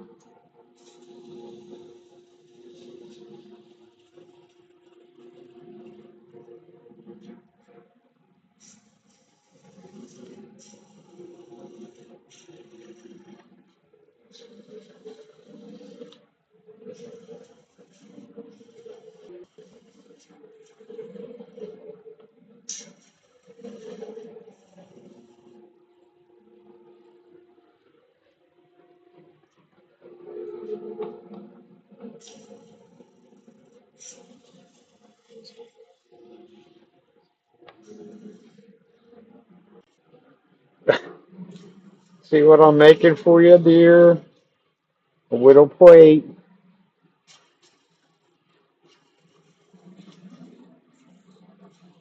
How's the audio sound tonight?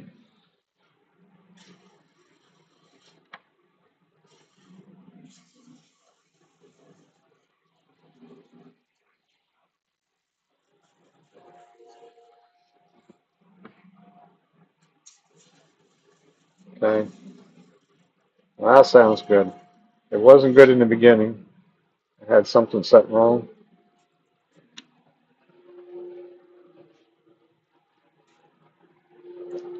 The one of a kind, though.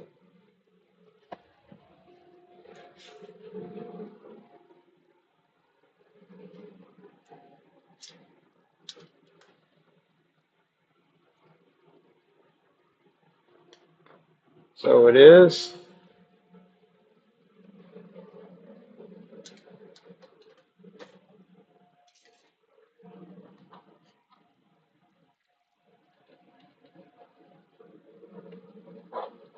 Now, this is some scraps from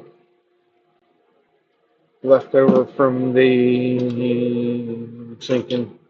Oh, I guess from the other project. This is poplar.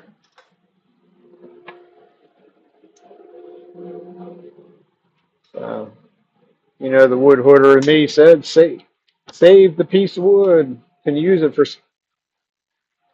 Now that's done. Did a bowl, a little um, container for the. Um, I can't think tonight. The honey dippers. Made a little. I'll show you here in a minute.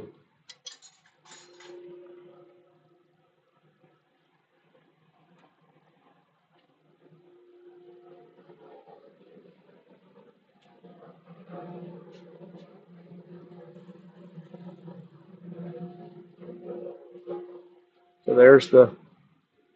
Oops. Back out a bit. So there's the catalpa bowl, all finished up. I'm gonna wait for it to cure so I can take the foot off of it, and a little jar looking thing for the honey dippers. That way the honey down there at the market, actually I was gonna make one for the spatulas, but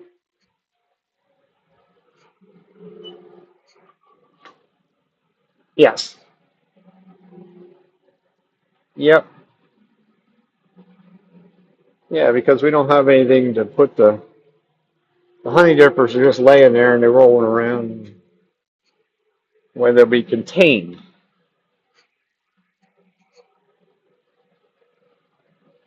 Not when I put the price tag on, they won't.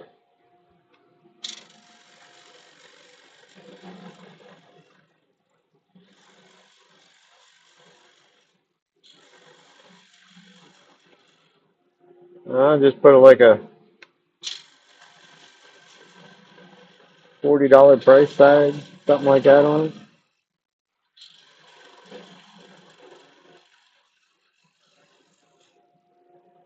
Nope, nobody was joined. Nobody wanted to come and join.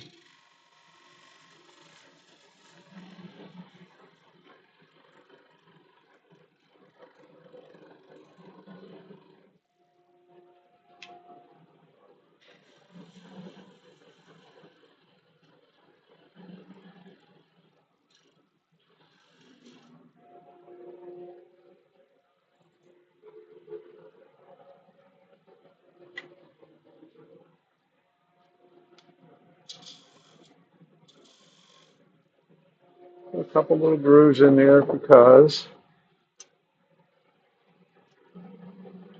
quick sand and we're done. Oops, squeak.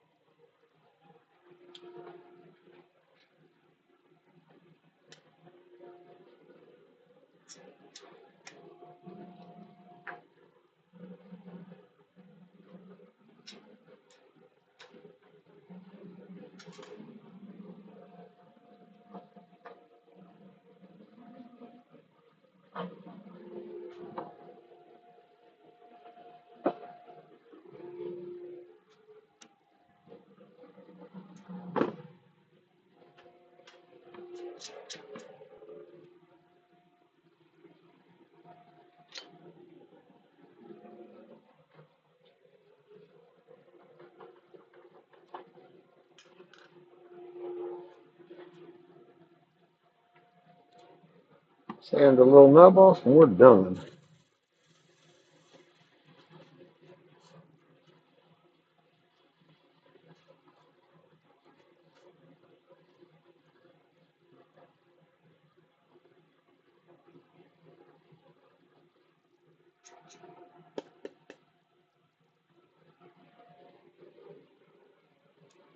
I like quick and easy projects.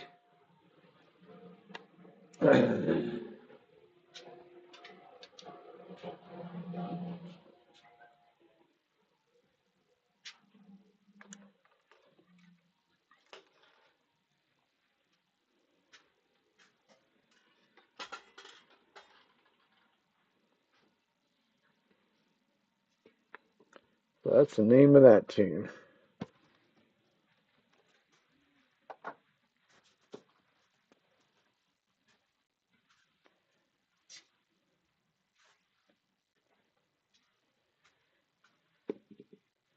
So that's the extent of what we're going to do tonight.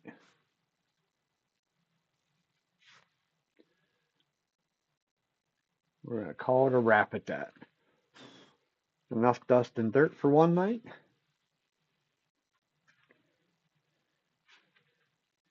And that is going to be it.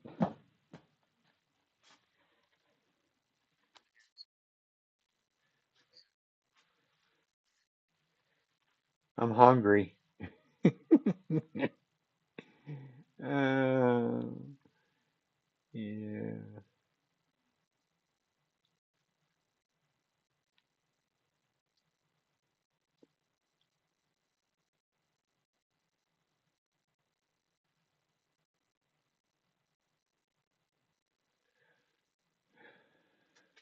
So that's going to be it for us tonight. We are here Sunday nights at 6 o'clock Eastern Time. Thanks for stopping by.